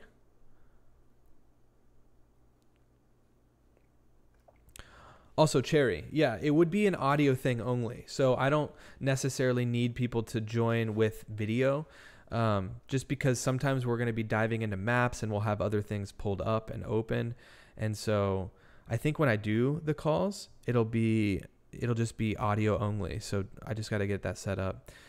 New subscriber, hi from GB, the GB. Oh, hey, Sadie, thank you for stopping by the channel.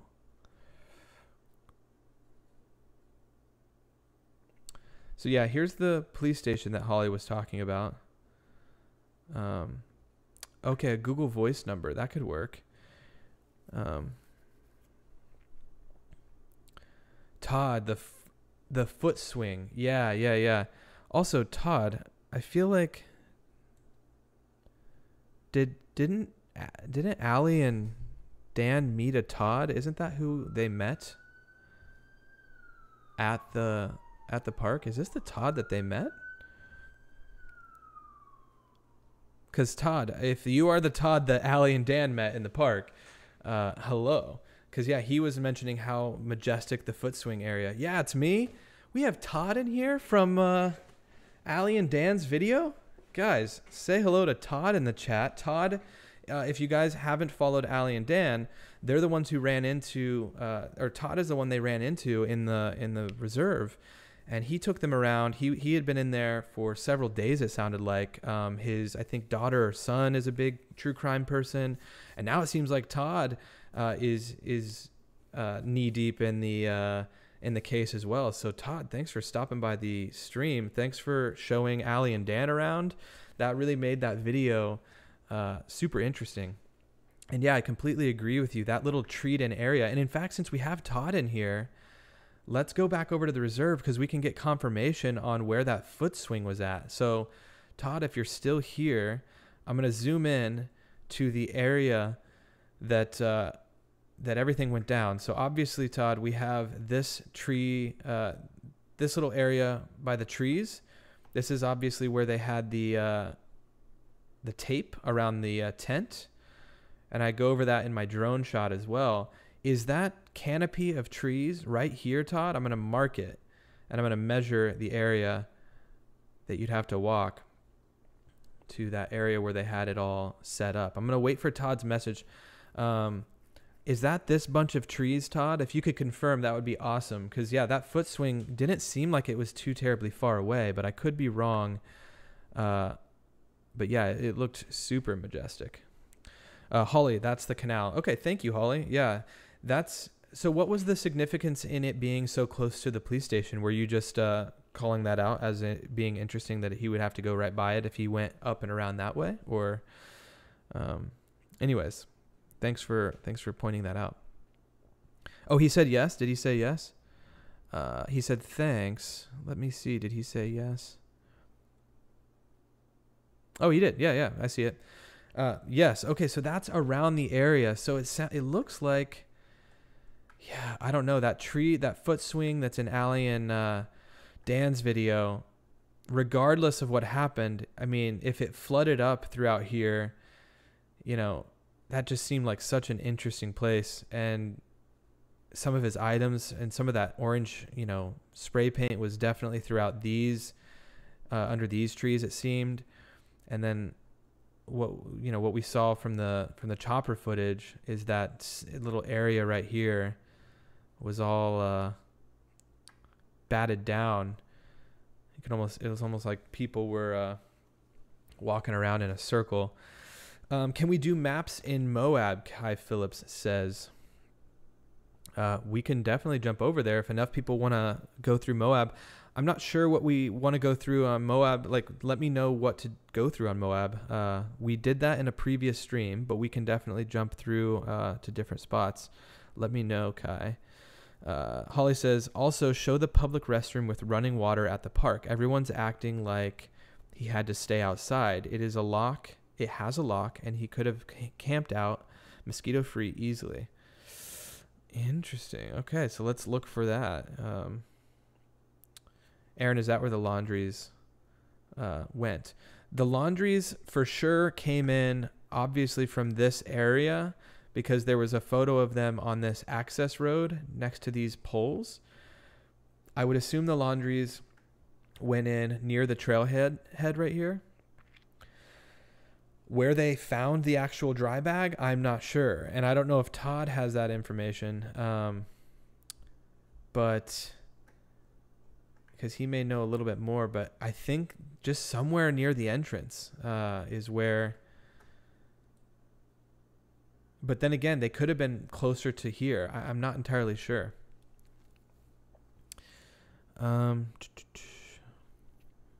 Can you look up, Aaron, can you look up Area X? It's either in Wyoming or Utah. That Area X is in the book Lullaby. Curious about the location and where it relates to Gabby. Thank you. I can do that. I'll look that up right now. As I type in Area X, I'll just go full screen. Area X, where did you say it was? In Utah or Wyoming? Oh, Wyoming or Utah. Area X trailhead in Shoshone, Wyoming, it looks like. So let me get the coordinates for Gabby. So here is the Area X trailhead. So if we zoom out and we go to satellite view,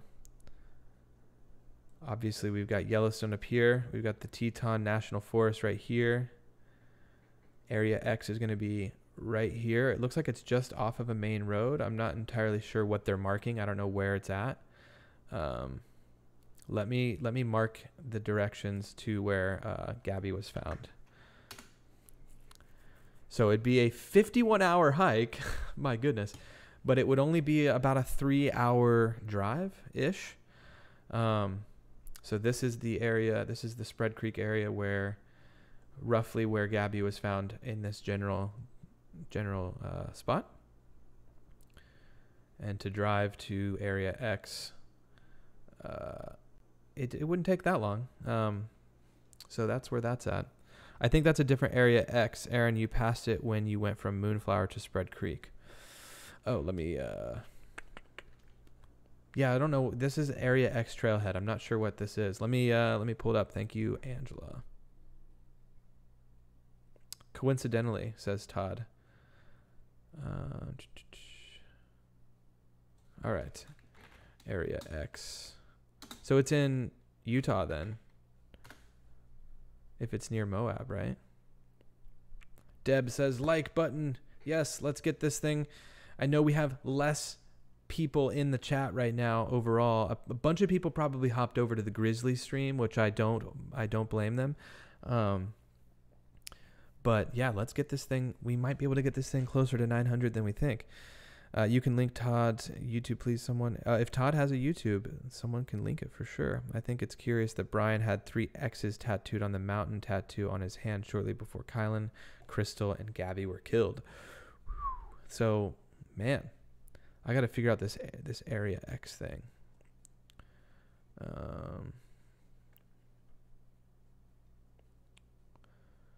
Who was it that said it? Let me... So it's just in Moab?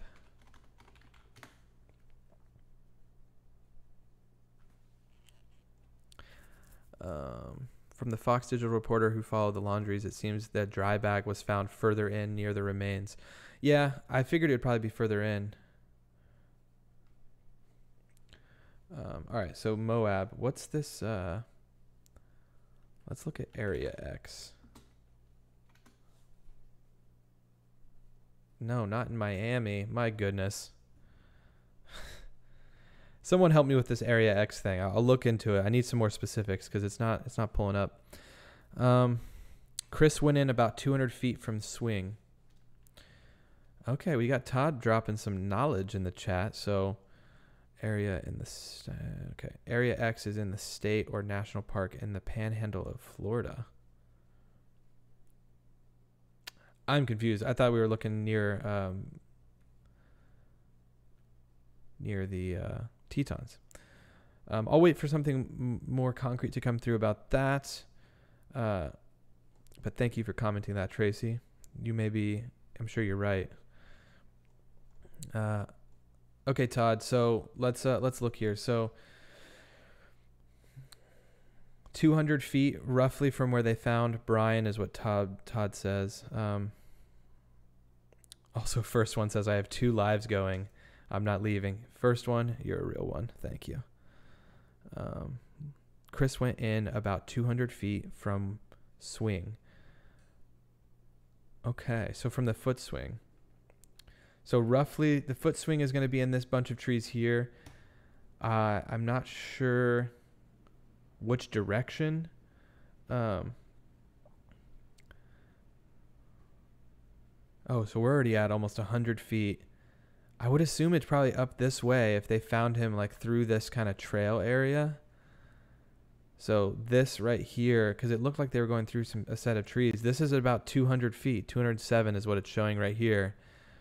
So this could be it around that area, J-Tube, which that would put him right around the corner from where at least from the taped off section. So that kind of answers that.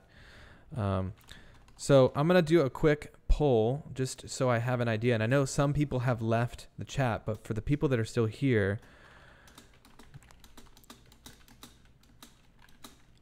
I want to know, if I do live calls in the future, would you call in? I could have, once again, I always can phrase these things better, but let me put this poll up and let me know. If I do live calls in the future, would you call in? Would you want to speak and tell me your side of the story or what you think about this case? Kai says yes. I think he's just saying yes. Andy voted probably. I'll let that get out there. Annie says, thank you. Area X search was sending me in circles. If you can look for it on your time.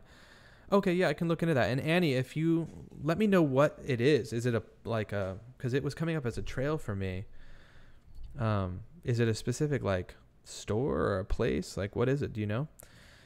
Christina also says that everything looks so close to the main trail. Yeah, I mean, really.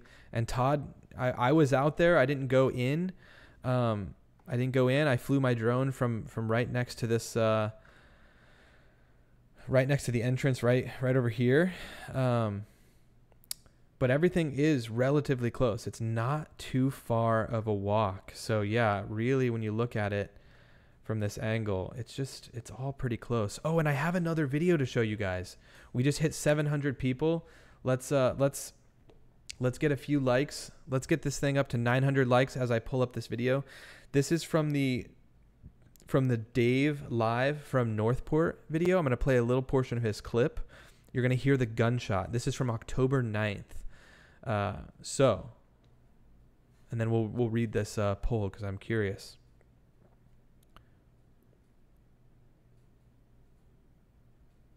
All right. Hopefully it's not too loud, but I enhanced the audio here.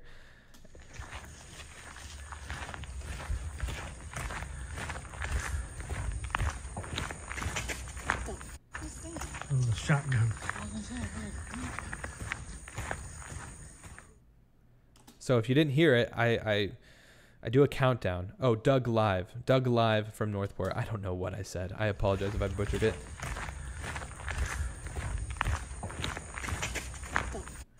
So I don't know if you guys were able to hear that. I'm going to play it one more time with the countdown. Right when it says bang is when you should hear it. So hopefully I'm going to turn the computer sound up all the way.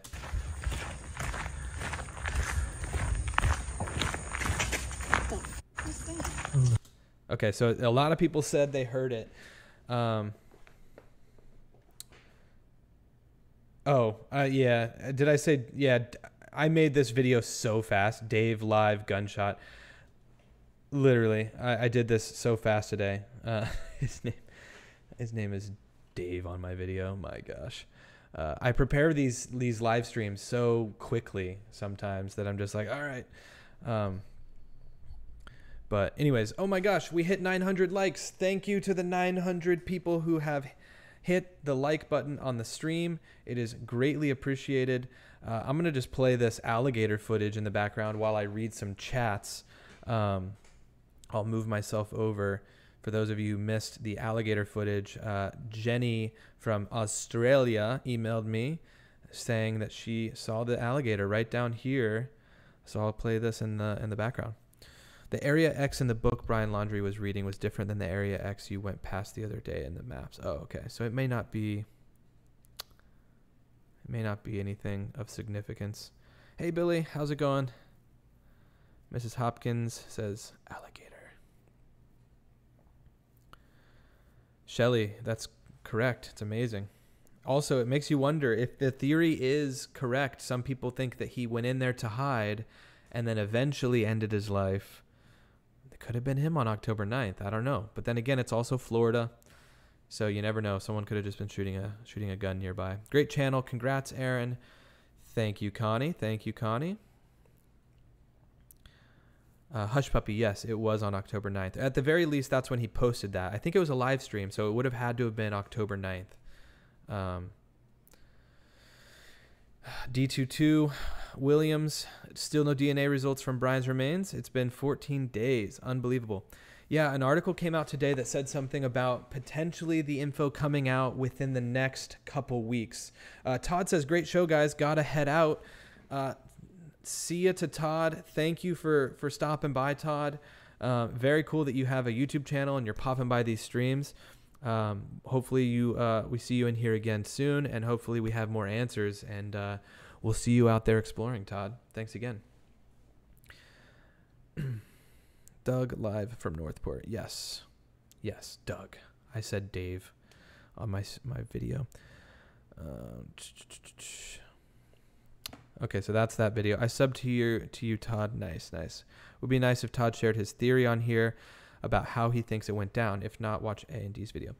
Yeah, it would be cool to get Todd on here. I know he just left. I need to go to his channel, and I need to reach out to him. I need to figure out a way. I think it would be cool. So that brings me to the poll. Obviously, there are 42% of you that did say no on calling in, and that's okay. I didn't figure it would be an overwhelming majority of people saying yes, but of the 100 and almost 50 people that voted, over half of you did say yes. So that means that we could definitely queue up 10 to 15 calls sometime and do some live calls. And in fact, you know what? I might be able to troubleshoot it right now and just take a couple live calls. Let me look into that. Let's just be impromptu. There's 700 people in here right now. We're just kind of rolling. Let's just figure out how to take calls. Okay, so someone just saw the alligators. Nice. Google Voice. 931 subs. Oh, likes. Very nice. Yeah, I don't know how many subscribers we're at yet, but we crossed 11,000, which is so cool. So if you're in here and you're enjoying this content, please hit the subscribe button, hit the little bell notification. Then you'll be notified when we go live, and you can participate from the beginning. It'll be great. So let's look. Select a Google Voice number. Skip this. I'm going to skip this. Oh, hold on. Get ready for the call.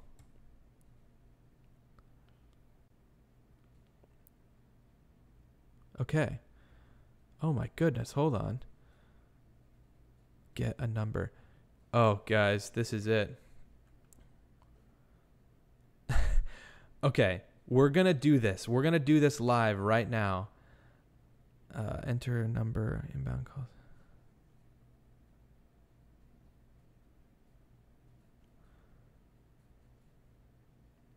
We're going to do this now. But first, Joanne, best of luck to you. Grandma Joan, Did I say Joanne? Joan. I don't know which one it is. Thank you for the $5, either Joanne or Joan. Best of luck to you. Thank you so much. Appreciate you watching. Yeah, thank you so much for the $5. Very much appreciated. All right, inbound. Okay, so we're gonna get the calls going, guys. I think I'm just gonna do it impromptu on the fly. I'm gonna give out the number in a moment. This is not my number. It's not. Don't go texting this number. Check the number you re-entering. To complete this setup, start using Google Voice. You need to verify your existing phone number. Oh, I need to put my phone number. Okay, hold on, guys. I got to put the code in. All right, so we know we've got 57% of the people that said that they would do a phone call. So we better have some people that queue up here and call me, or else I'm gonna look like a fool here. All right, so I'm about to give this this number to the mod, and she's gonna post it. Hopefully this works. We're gonna post it down below. If you want to call in and say hello to the chat, we'll troubleshoot this. Hopefully the volume, everything will be good. 2690. Here we go. Is okay. Here we go. Let me confirm it. 9305. Okay, I'm gonna send it. Alicia, if you could take that number and paste it in with some generic, call in and say, hey, hopefully if more, like multiple people call, I can just kind of keep people in a queue. We'll see how this Google Voice thing works. There's the call-in number. If anyone wants to call, we'll see. I'm going to go full screen for a moment and get this set up. Make sure we're good. Wait for the first caller to join. Be mindful of troll callers. So that's another thing, guys. If there's a troll, they're going to get the boot. Just be aware that there could be a troll caller. All right, we have a live call coming in. Hold on one second. 779, how's it going? Okay, to accept. How's it going? Oh no, she hung up, I think. Hold on, guys. I think that was Rachel calling. Let me make sure make sure this is it. Make sure this is working. Audio input, computer sound. Here we go. This should work now. So we're going to wait for another caller.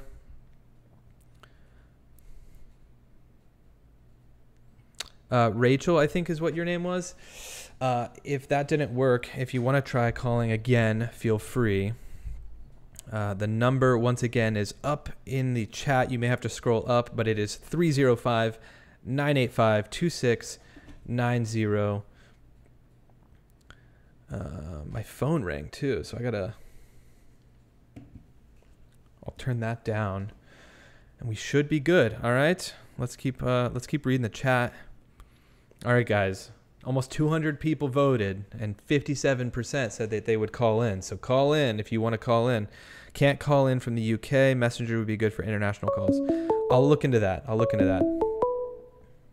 Call from Tracy. To accept, press 1. To send. Is this Tracy?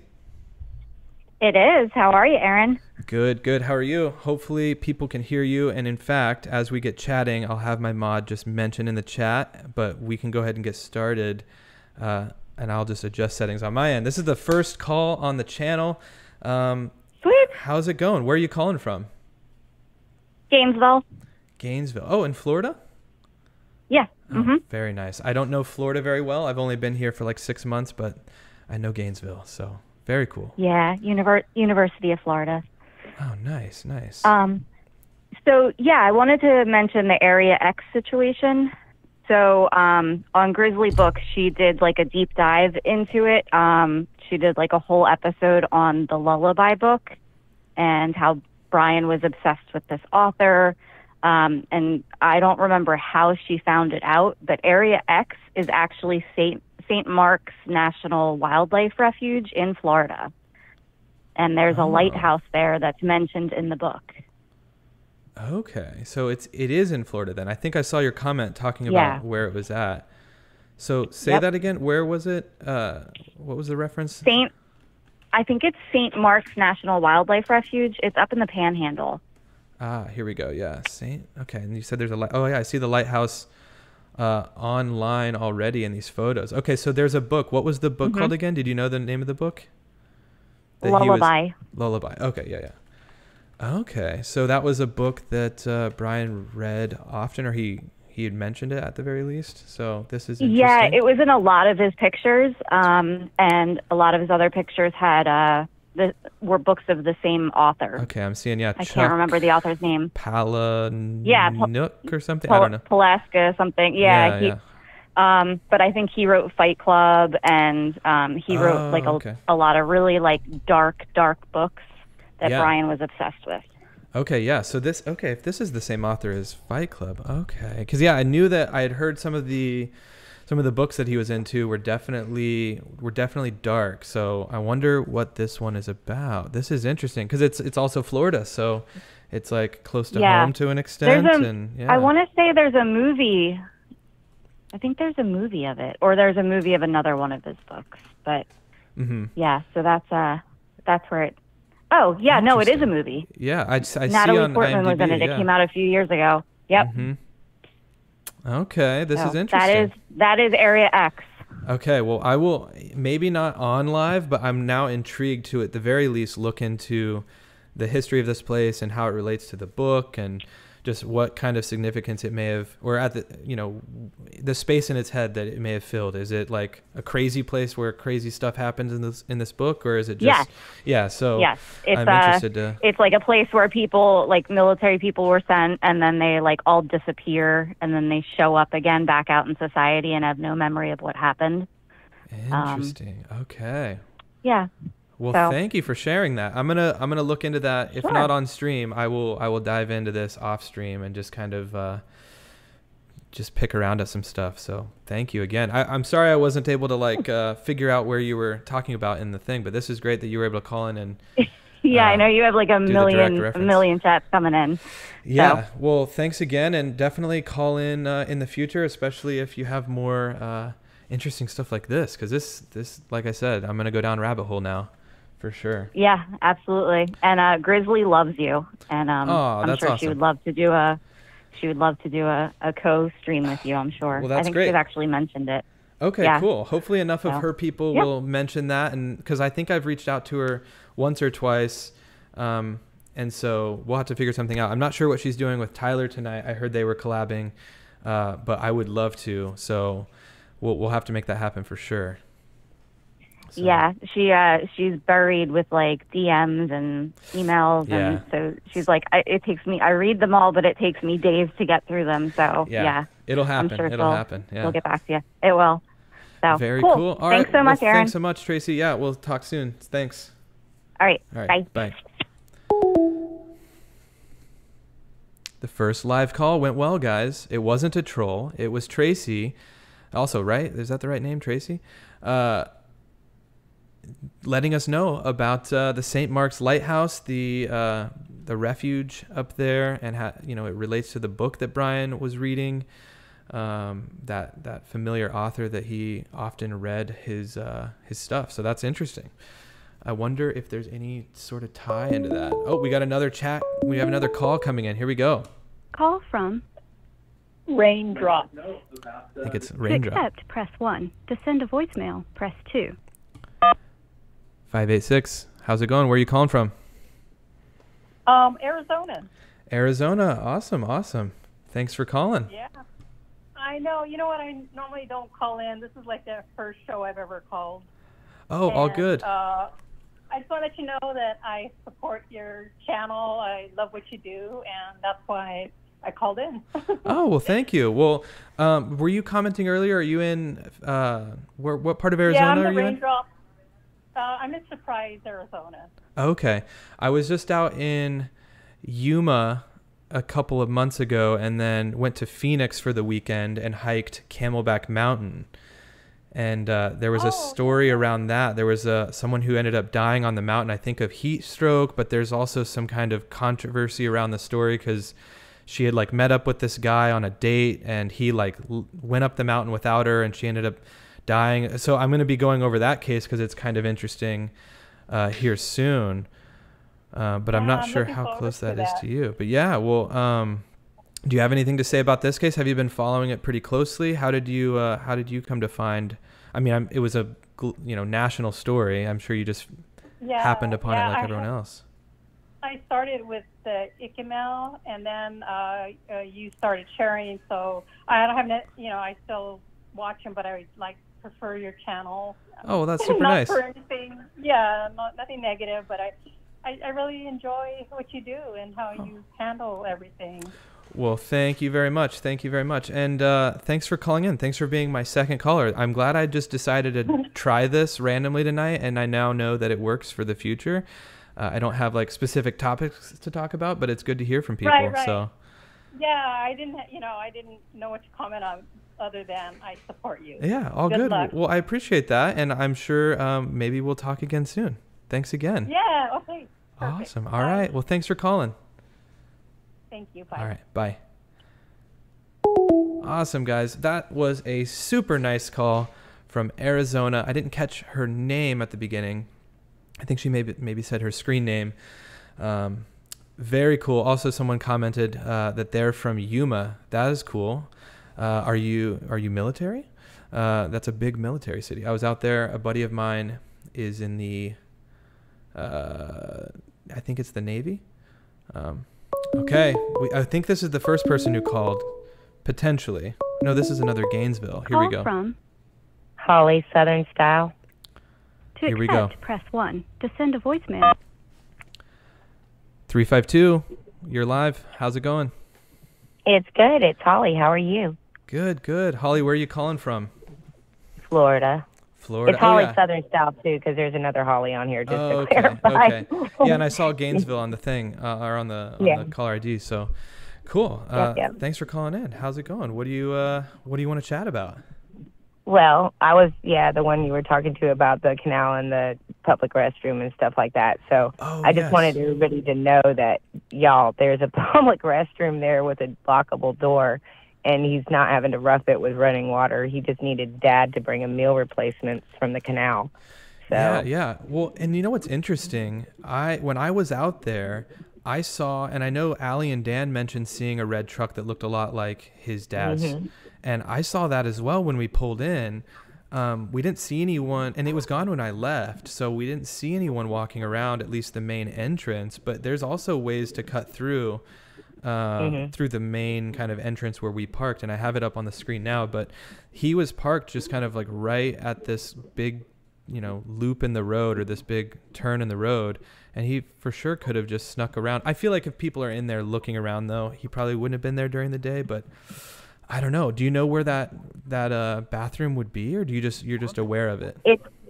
Well, most of those places do. Like my sister literally has one that's the Rails to Trails, which is where I'm suspicious that he was trying to run to, because that last sighting from the bicycle in Denellen, that was literally headed towards the Gothi National Forest.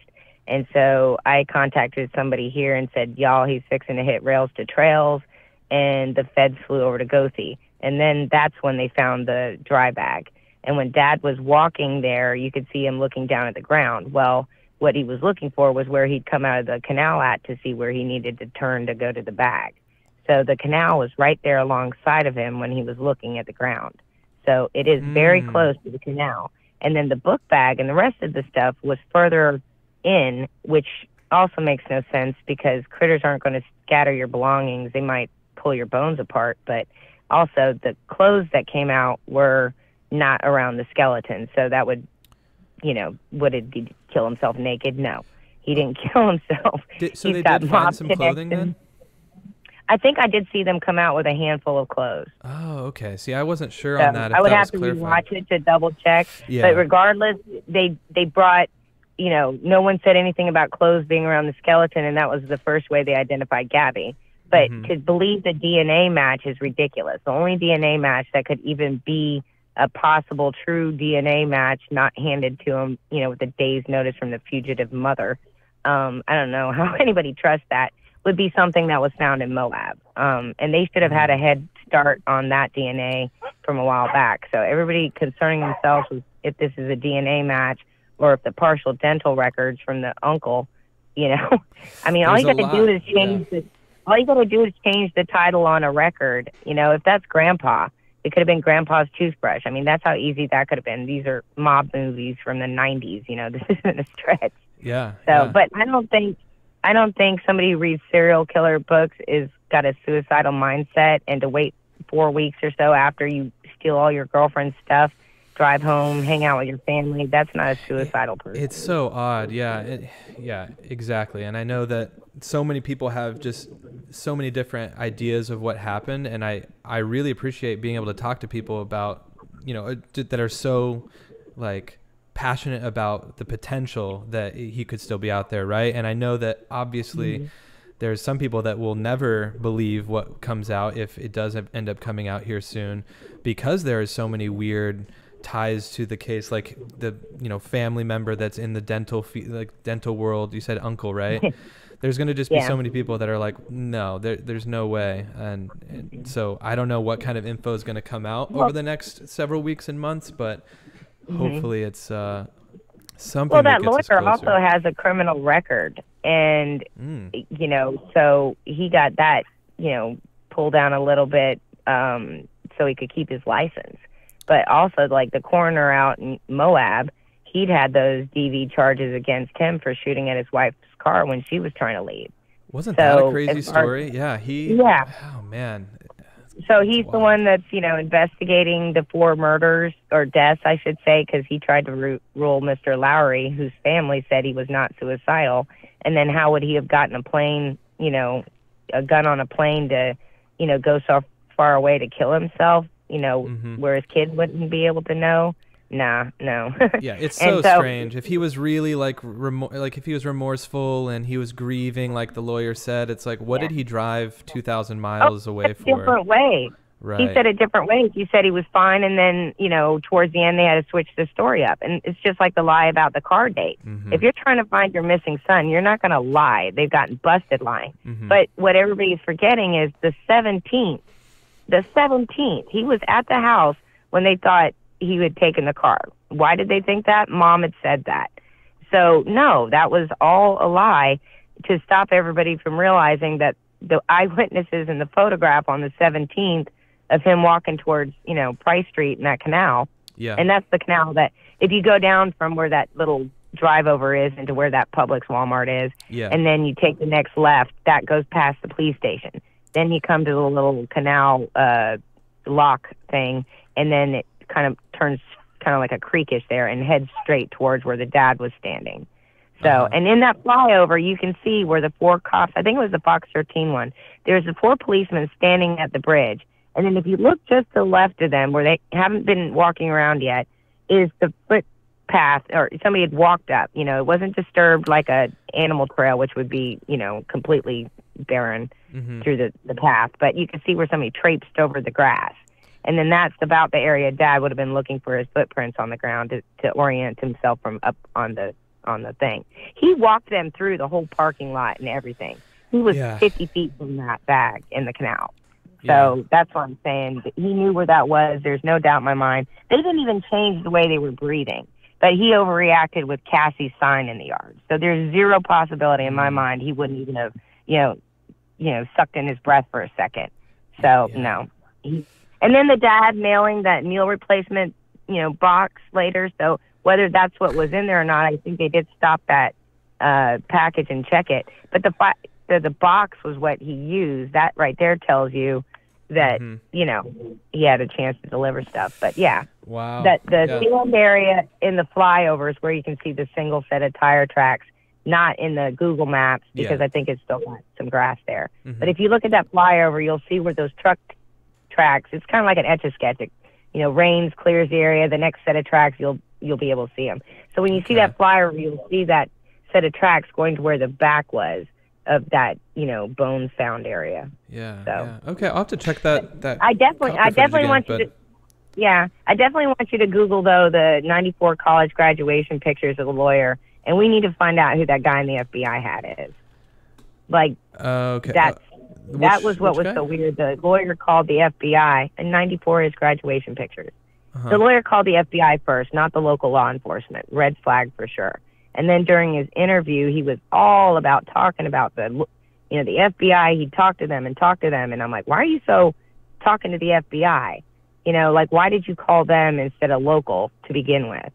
So that was a big red flag. But yeah, no, he's had some seriously had to reword his interviews, and his triggers are the John Walsh thing, saying he looks like little Brian. Yeah, and he was if you triggered, look in the college graduation pictures, you'll see why John Walsh wasn't wrong. Okay. He looks like Brian. He's got the same thin build, same hair, big nose, the same demon ears. I didn't see if he had any walking pictures to see what his feet look like, but the Chris Laundrie's feet actually point straight. So, I'm just saying something fishy. Well, you're bringing up a lot of stuff, so yeah. And I appreciate you calling in. I'm gonna probably hop off and let take a couple more calls. But do the same thing from where the girls were found at the creek and follow that down. There was another suicide, and that was on Grizzly's channel halfway down. And then Mr. Lowry was at the end where the Snake River is. Okay. And his family said he wasn't suicidal. So that's where we need to look, is the waterways, not the roads. Okay. Awesome. Yeah. All right. Thank you. Yeah. Thanks so much, Holly. Yeah. Yeah. Thanks again. Bye. You're welcome. That was Holly, guys. She brought up a lot of interesting points, and I know I'm getting other calls throughout this, so sorry. I'm gonna let people kind of chat. This is the first time I'm doing the calls. If I'm going over on time, I know some other YouTubers only do 3 minutes. I'll try to keep it somewhere around there, but I'm letting people chat. Call from Linda. To accept, press 1. To send a voicemail. Hello, Linda. You're live. Hello. Hello. How are you? Oh my goodness me, I'm good. It's Linda from Brisbane, Australia. Australia. Very nice. Very nice. Good to speak with you. What time is it in Australia right now? The time is, oh goodness, it's lunchtime. 11:33 in the morning. Oh, okay. So it's not, you're not staying up till 2 in the morning to watch me on YouTube. This is good. Okay, great. Thanks for tuning in. How are you? What do you want to talk about? I'm very well. Oh, well, I don't know. Just the whole Gabby Petito case, just how it's just gone worldwide. Truly, yeah. It's crazy. Oh no. We kind of lost you there, I think. I don't know if you're in a different part of the house. Oh no, I was really excited to talk. Mute and unmute here. Oh no. All right, I'm gonna have to end the call. If you can hear me, I'm sorry.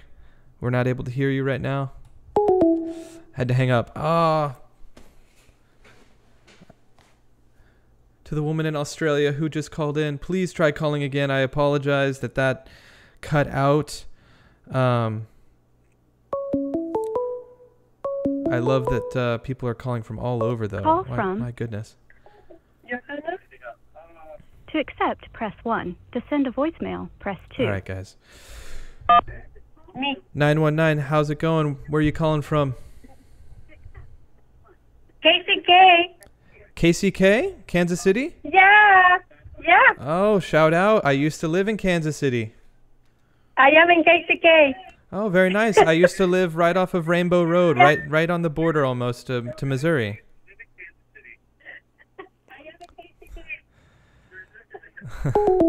Oh, that's it. She ended the call. She's shouting out Kansas City. I don't know if she meant to end the call, but she did. I'm going to end this poll, by the way. I don't know if you meant to end the call, but thanks for calling from Kansas City. Shout out. Steven, or Stefan, damn, did I miss the whole live chat? I'm new to your channel. You did miss a little bit of it, but you can always go back and watch. Thanks for being here now, though. Call from. To accept, press 1. To send a voicemail, press 2. 919, where are you calling from? KCK. Oh, this is KCK again. Hello.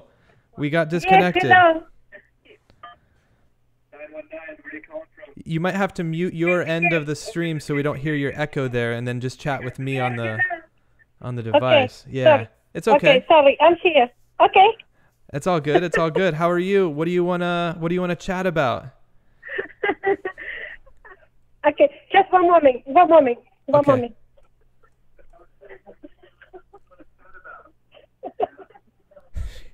She's just giggling. I'm so sorry. I'm so excited. Yeah. Oh, it's okay. I just wanted to say thank you and much love from KCK.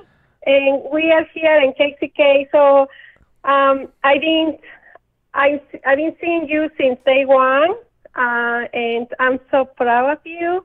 And I just wanted to say that KCK is with you, and we love you so much. Thank you. Thank you for all the hard work you are doing, you and your wife. Oh, thank you so much. Yeah.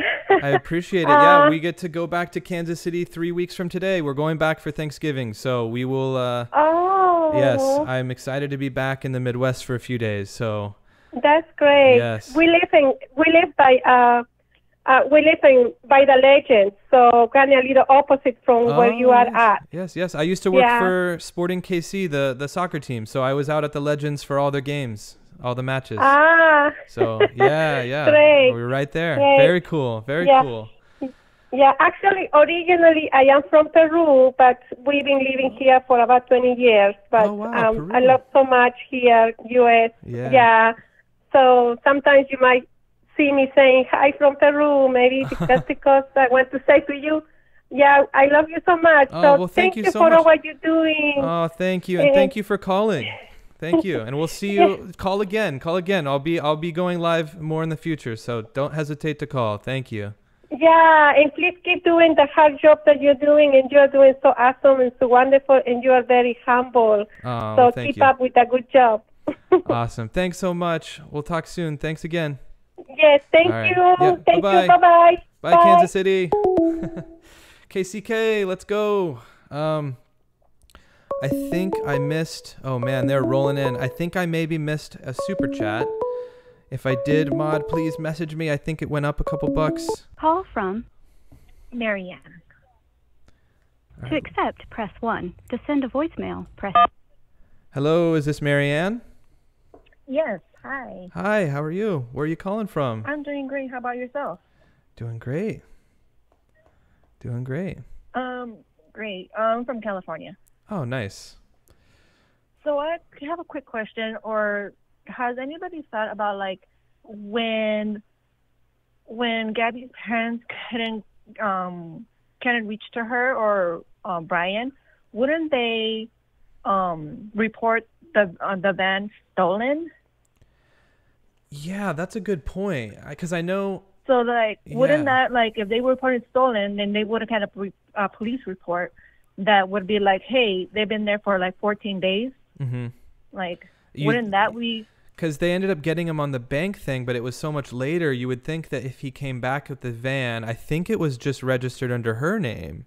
So I think you're right there. If it truly was just under her name, then technically it could have been, I think it could have maybe been considered stolen, and they could have gotten in the house quicker. They could have had him on that charge faster, and potentially even taken him in if that was the case, if he was still around the house just a couple days after. So I don't know. It would be interesting to see, because a lot of people were talking about the van being completely under Gabby's name. So that's a good point. Yeah, I was just like, no one really talks about that part. And I'm just like, if my daughter was like missing and it's under her car, I would like report it stolen, because I'm trying to contact her boyfriend for the longest time, and they're not responding. So I would have like report, a stolen vehicle. That's true. Yeah. I wonder if the parents did, if that'll come out at some point, if they tried to do that, or if there was any sort of, an effort to report it. Cause they were basically pleading for any sort of help from the Laundries, and they were just silent for so long. So it'll be interesting to see if that ends up being the case. But man, you bring up a good point there. Yeah, no, that's a good thought. You. Yeah. Thanks for bringing that up. That gets me thinking. You're doing a great job. Thanks so much. And thanks for watching. What is it like? Okay, it's not too late where you're at then. You're in California, so you're 3 hours different. 6:41. Nice. Well, thanks for tuning in, and thank you. Yeah, we'll see you in a future stream. Thanks for calling. Okay. Bye. All right. Bye. That's a good point, guys. She brings up a great point. If the van was in Gabby's name, do you think they could have reported it as stolen? All right, let's take a few more calls. Call from. Hi, my name is Dana. To accept, press 1. To send a voicemail, press 2. Dana. This is Dana on the line, correct? Yes. Hi, Aaron. How are you? Thanks for calling. Good. How are you? You bet. Thanks for being here. I'm just calling real quick. Of course, I have many theories and thoughts about this case, like everyone else, but don't want to discuss them here. But I just wanted to say hi and thank you for all you do. Yeah. And I'm so happy for your success. Oh, well, thanks so much. Yeah. Are you keeping your theories to yourself just because you don't want to reveal anything that may not be true, or you just you have many theories that you don't even know where to start? Well, I just, time-wise, I didn't really want to, go into them here. Just limiting, but I think Brian's probably still alive. Okay. I'm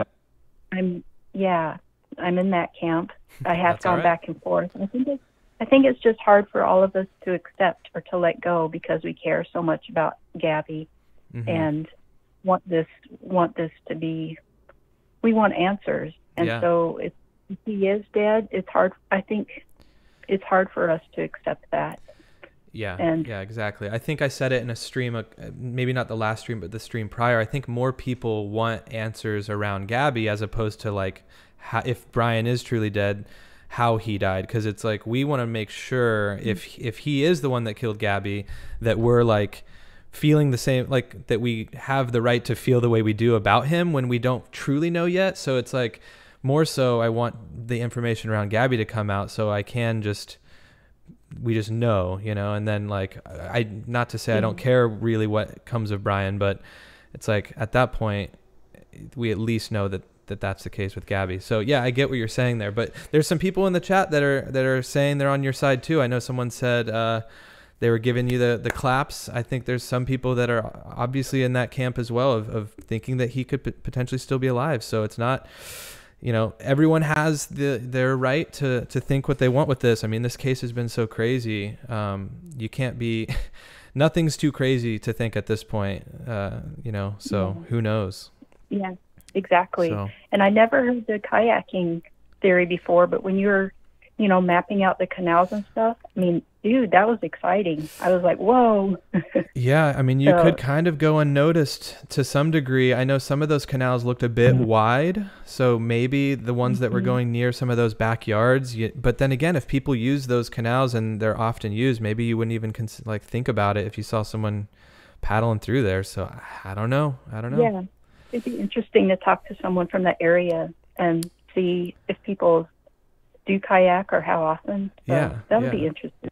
That would be interesting. Alrighty. Yeah, definitely. Well, thanks so much for calling, and thanks for supporting the channel. And definitely, like I said with everyone else, don't hesitate to call again if you have something to chat about. So. Yeah, you bet. And my my channel name is AKDJ67.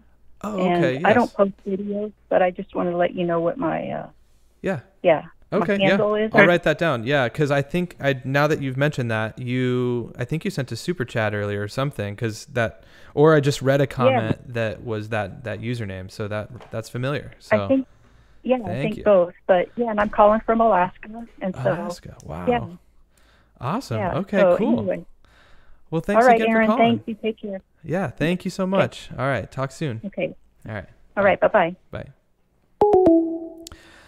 Awesome. AKDG or J67. Thanks for calling. Thanks for your thoughts. All right, we're going to take 3 more calls, guys. 3 more calls. And I wish I could cut people off like in the line so you don't... Call from... You know, I don't know. Linda from... To accept, press 1. To send a voicemail, press 2. Linda, I think. Hi, is this Linda? It is. How are you? Good. How are you? Oh, is this Linda from Australia? Yes, it is. Yes. Did we get cut off earlier, or is this another person from Australia? No, same person. Yes, Okay, we did, okay. I think just the international Yes, calls yes, got yes. cut out. Yeah. Okay. So Yes. what were you just going in? I think you were just starting to say something about the case. What do you have to say? Yeah, it's so sad. But I think there's a lot of Gabbies out there, just with the footage of her in the back of the police officer's car, blaming herself all the time. However, like Brian, I don't know. He seemed like a genuine, loving guy, but I don't know. I can see like a sweet side of him, and sometimes just the way that he looks at her, and how happy they were. And then I think that I don't think this was intentional. This is just my opinion. I don't think it was intentional. I think it was just they were in this small confined space for several months, and as time went by, it just got too much for them, and I think in a fit of rage, it just ended in tragedy. But I hope that I'm glad that a lot of other people have been found along the way in the search for Gabby and Brian. But there's a lot of other missing people over there. I think that our countries are of similar size.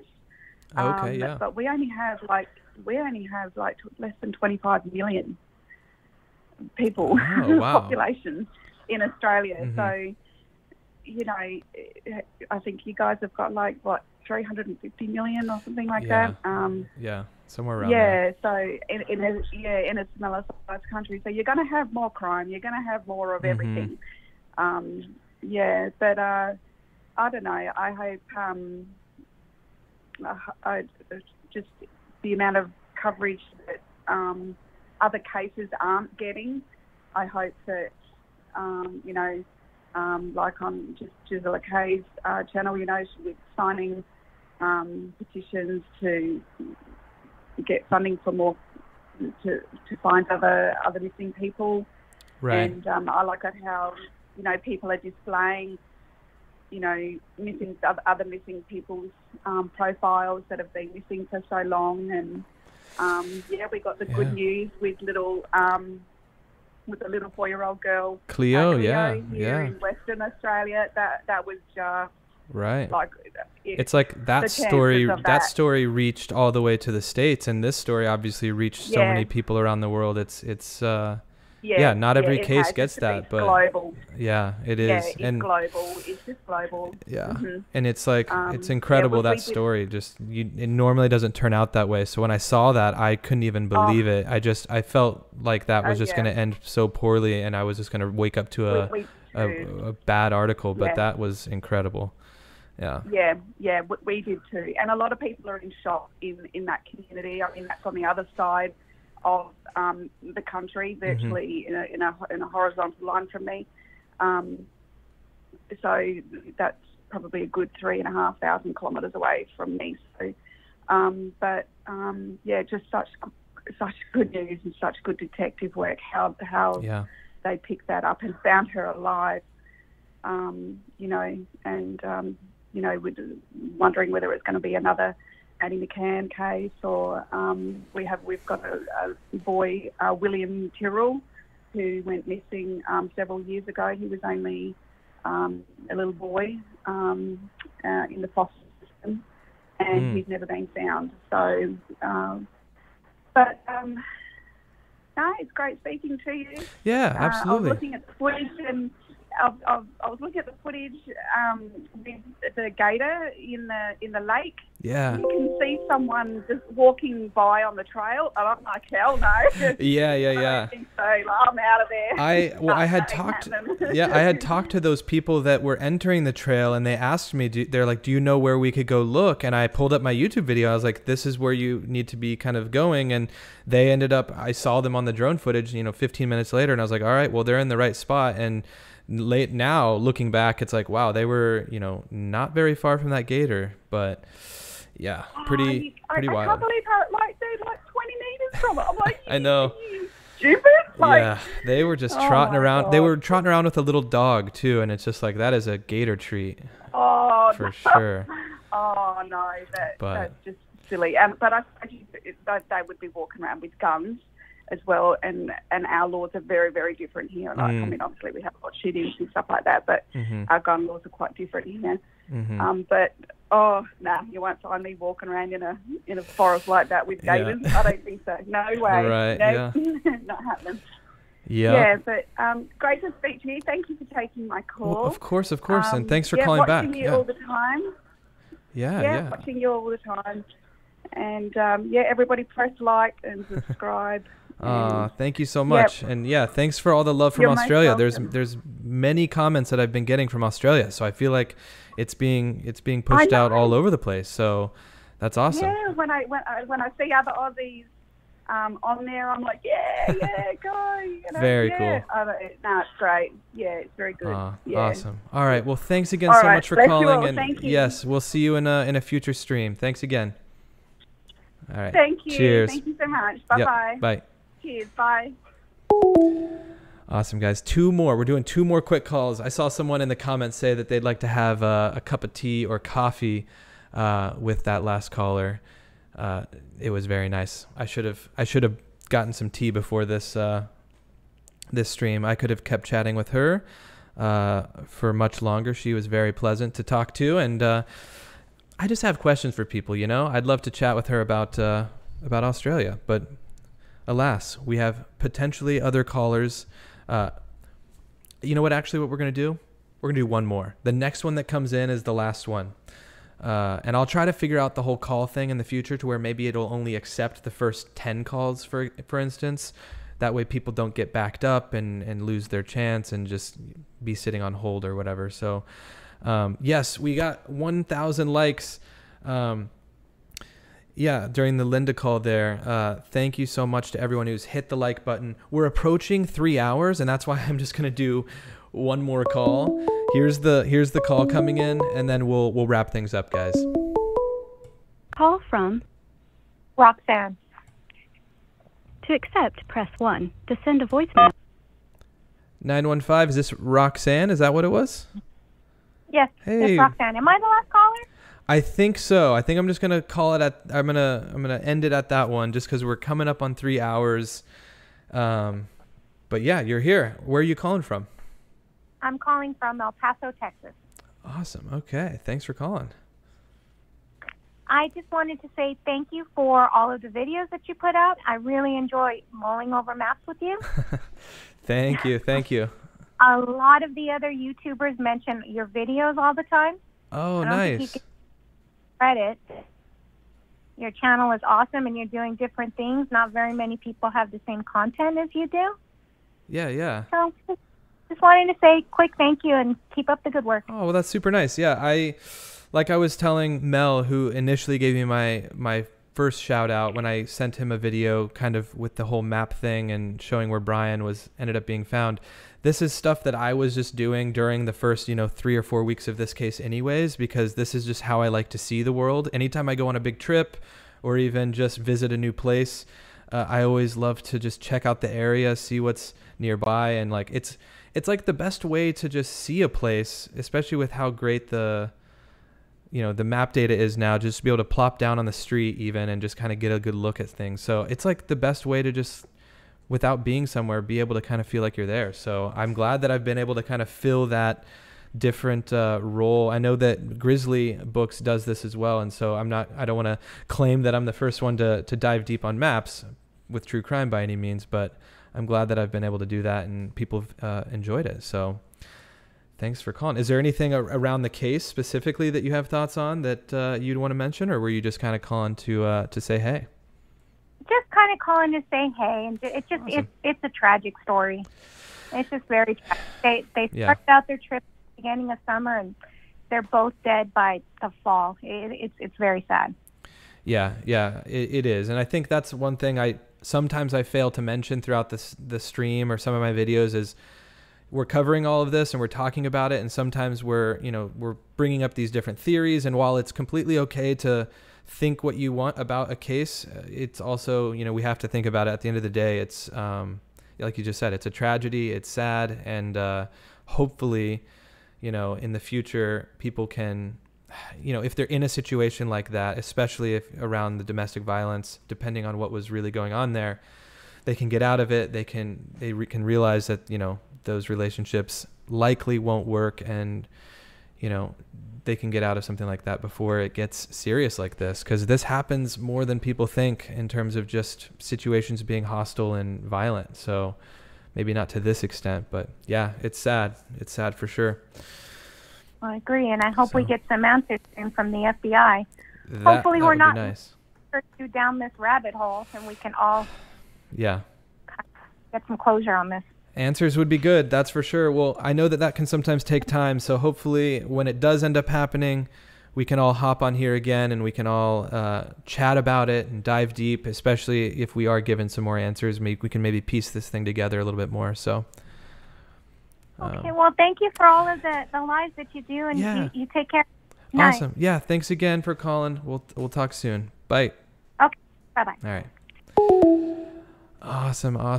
All these calls have been so great. I've got 9 voicemails. I don't know if those are real voicemails or what, if people actually left voicemails. I'll have to go through those after the stream. But to the people who've called, thanks. I'm glad I was able to troubleshoot the call-ins. Someone was asking, are they remoting in to my computer?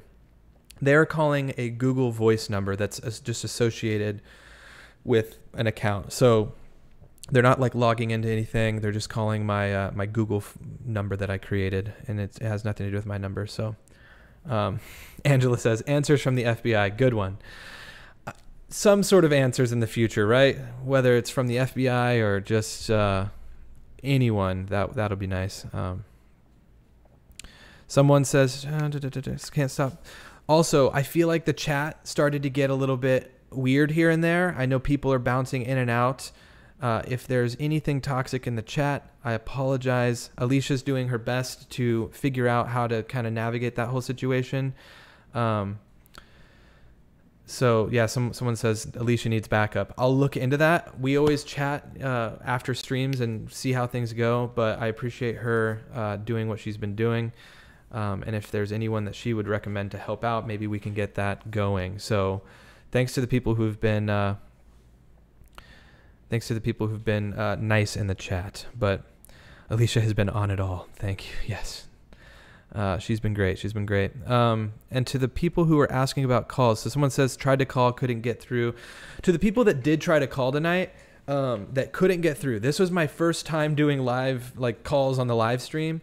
I need to figure it out. I need to figure out a way to only accept maybe 10 calls at a time, so the people that call first can just be put in a queue, put in a line, and we can get through those cycle of calls and then maybe open it back up to more. So if you didn't get in this time, we can hopefully chat in the future. But to the people who also have been checking out, goodbye to you all. Thank you for stopping by the stream. I know I saw a bunch of people saying that they were checking out, and I am going to be doing that as well. It is 10 o'clock in the evening. I'm going to give beautiful wife a call and tell her goodnight. She is out of town right now, and yeah, I'm just going to read a few of these messages as I wrap things up. It looks we have more Google calls coming in. I apologize to the people calling right now. I'm going to have to, I don't have it pulled up on my computer anymore, but it's coming in through the app. So Arkansas here, Arkansas. Yeah. Great work to the mods. Respect the mod. You guys are all being super nice. I'm just glossing over some of these chats, making sure I didn't miss anything super crucial. JTube says, beautiful wife is away, so you've got all night to chat. This was a longer stream than normal. But yeah. Oh, and Monica says, Aaron, I missed the beginning. Did I miss Allie and Dan? Yeah, Allie and Dan were here for about the first hour of the stream, and then the second 2/3 of the stream, we've just been chatting, and I've done some live calls. So Monica, if you want to go back to the beginning of the stream, it'll upload after we go, after the live is finished. You can check out the interview with Allie and Dan. And it was a really good time to chat with them. It was awesome to get to hear their perspective on the case. I think that's going to be it, though, guys. Thanks to all the people who sent in super chats, super stickers. Everyone's saying good night. Allison, thank you. Good night, JTube. We will speculate more in future streams. I love seeing people's chats. Yeah, I'm going to head out. Thank you all once again for joining. Tomorrow, I have a video coming out, so check out the video. It's scheduled to come out at 1 p.m. Eastern Standard Time, and it has nothing to do with the Gabby and Brian case. So hopefully it still does well, and you guys enjoy it. Once again, that's going to be called The Time I Accidentally Stayed at the Cecil Hotel. So with that said, I'm going to roll out. Goodbye, raindrops. Good night from Kern Country, California. Good night, Jerry. Good night, Christina. Good night to you all, Casey. Yeah. Nadine says, may I suggest you change your title? Yeah, I need to work on doing that throughout the stream to better fit what we're currently talking about. But the Allie and Dan interviews at the beginning. So go check that out if you guys are all joining late. So thanks again, guys. All right. Talk soon. See you in the next one.